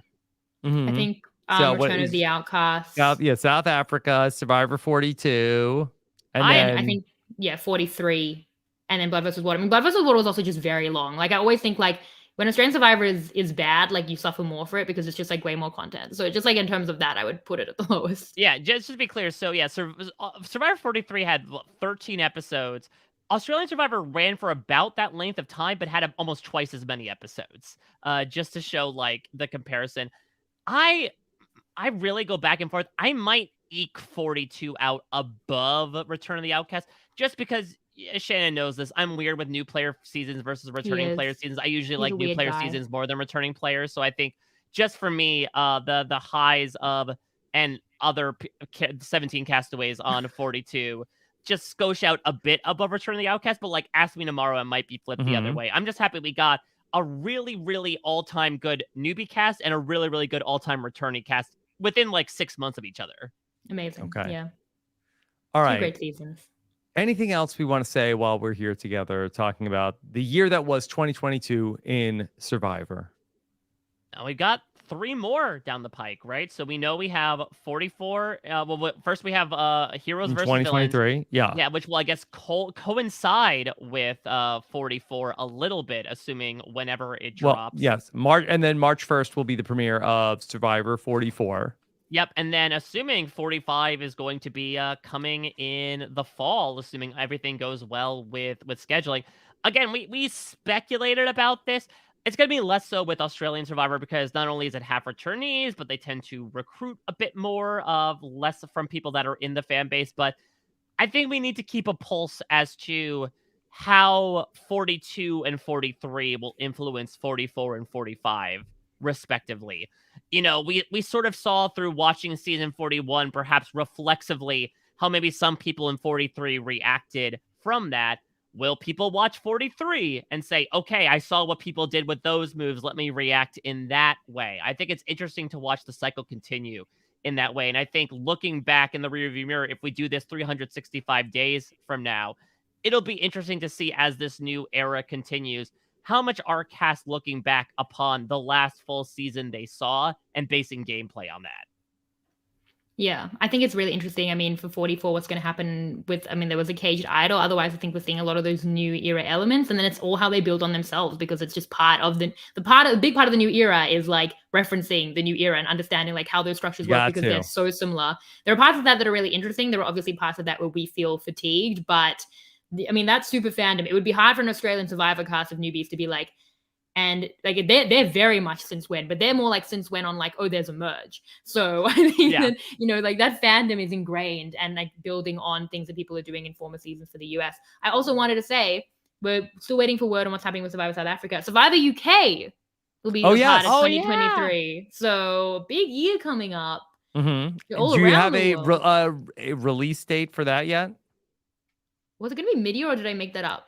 In the hope that that's when it would be. Yeah, I think they're still cast. I think they're casting currently at the moment, but it seems like I believe from what Redmond gathered, like I think they're going for a fairly similar format to what we're used to, right? 2 tribes, you know, typical voting structure. So I'm excited. This was something that has been very much championed behind the scenes, and so yeah, it turns out that we may have 4 English-speaking Survivor seasons to talk about. We might have next 5 year. if we hope. Yeah, a lot. Yeah. Okay. All right. So a lot to come in 2023. Of course, Shannon, you will get things started and get your coverage going in 2023 with the return of Australian Survivor. You better be ready because the promos drop. The cast be is ready. out. Yeah. What they say this time? We will rock you. We will. But yeah, I was really upset because they always do like the sultry, dramatic promos, and I'd been practicing holding out for a hero, and then they did We Will Rock You. And how could I have known it would be We Will Rock You? That's not connected to anything. So I'm going to have to, you know, put that into the repertoire. But yeah, that's coming out probably like late Jan. I'll have content on the other side of the new year after a tiny little break from this. Yep. Yeah, early January, look out for a kickoff special. And then Mike and I are going to do cast assessments, yes, I'm excited for this newbies, the whole cast, which is something we don't always get for Australian Survivor. So yeah, that'll be kicking off 2023, and then 44 will follow not soon after. So basically, everyone have a Merry Christmas. Mute some words from your mind, and happy spend time Hanukkah. with your family. Yes, and just just hug your loved ones. Just make that about this season. Nice message. Yeah, just I'm gonna go do that now. And just sign off from a great... This next minute's for my loved ones. Yeah. And then, I'm trying to mute things from my mind, Rob, but sure. Even if you have to make it an analogy, even in Survivor, you're missing the point of like, let's all just be free for a week and celebrate what was a great year of Survivor with a little bit of time off before another great year. A great year of Survivor. There's still one more Survivor season left to go as Mike Bloom and I are going to get together next week. Shannon, here's a revelation. You have to watch one more season in the next 9 days. I'm not going to watch it. Mike Bloom and I are getting back together with the All-Stars of 2022. Mike Bloom has been, he's not quiet quitting on this project, that he is assembling the team of 2022 All-Stars. Yeah, I have been toiling away like a Heidi Klum worm through the soil that you've enriched with all your suggestions.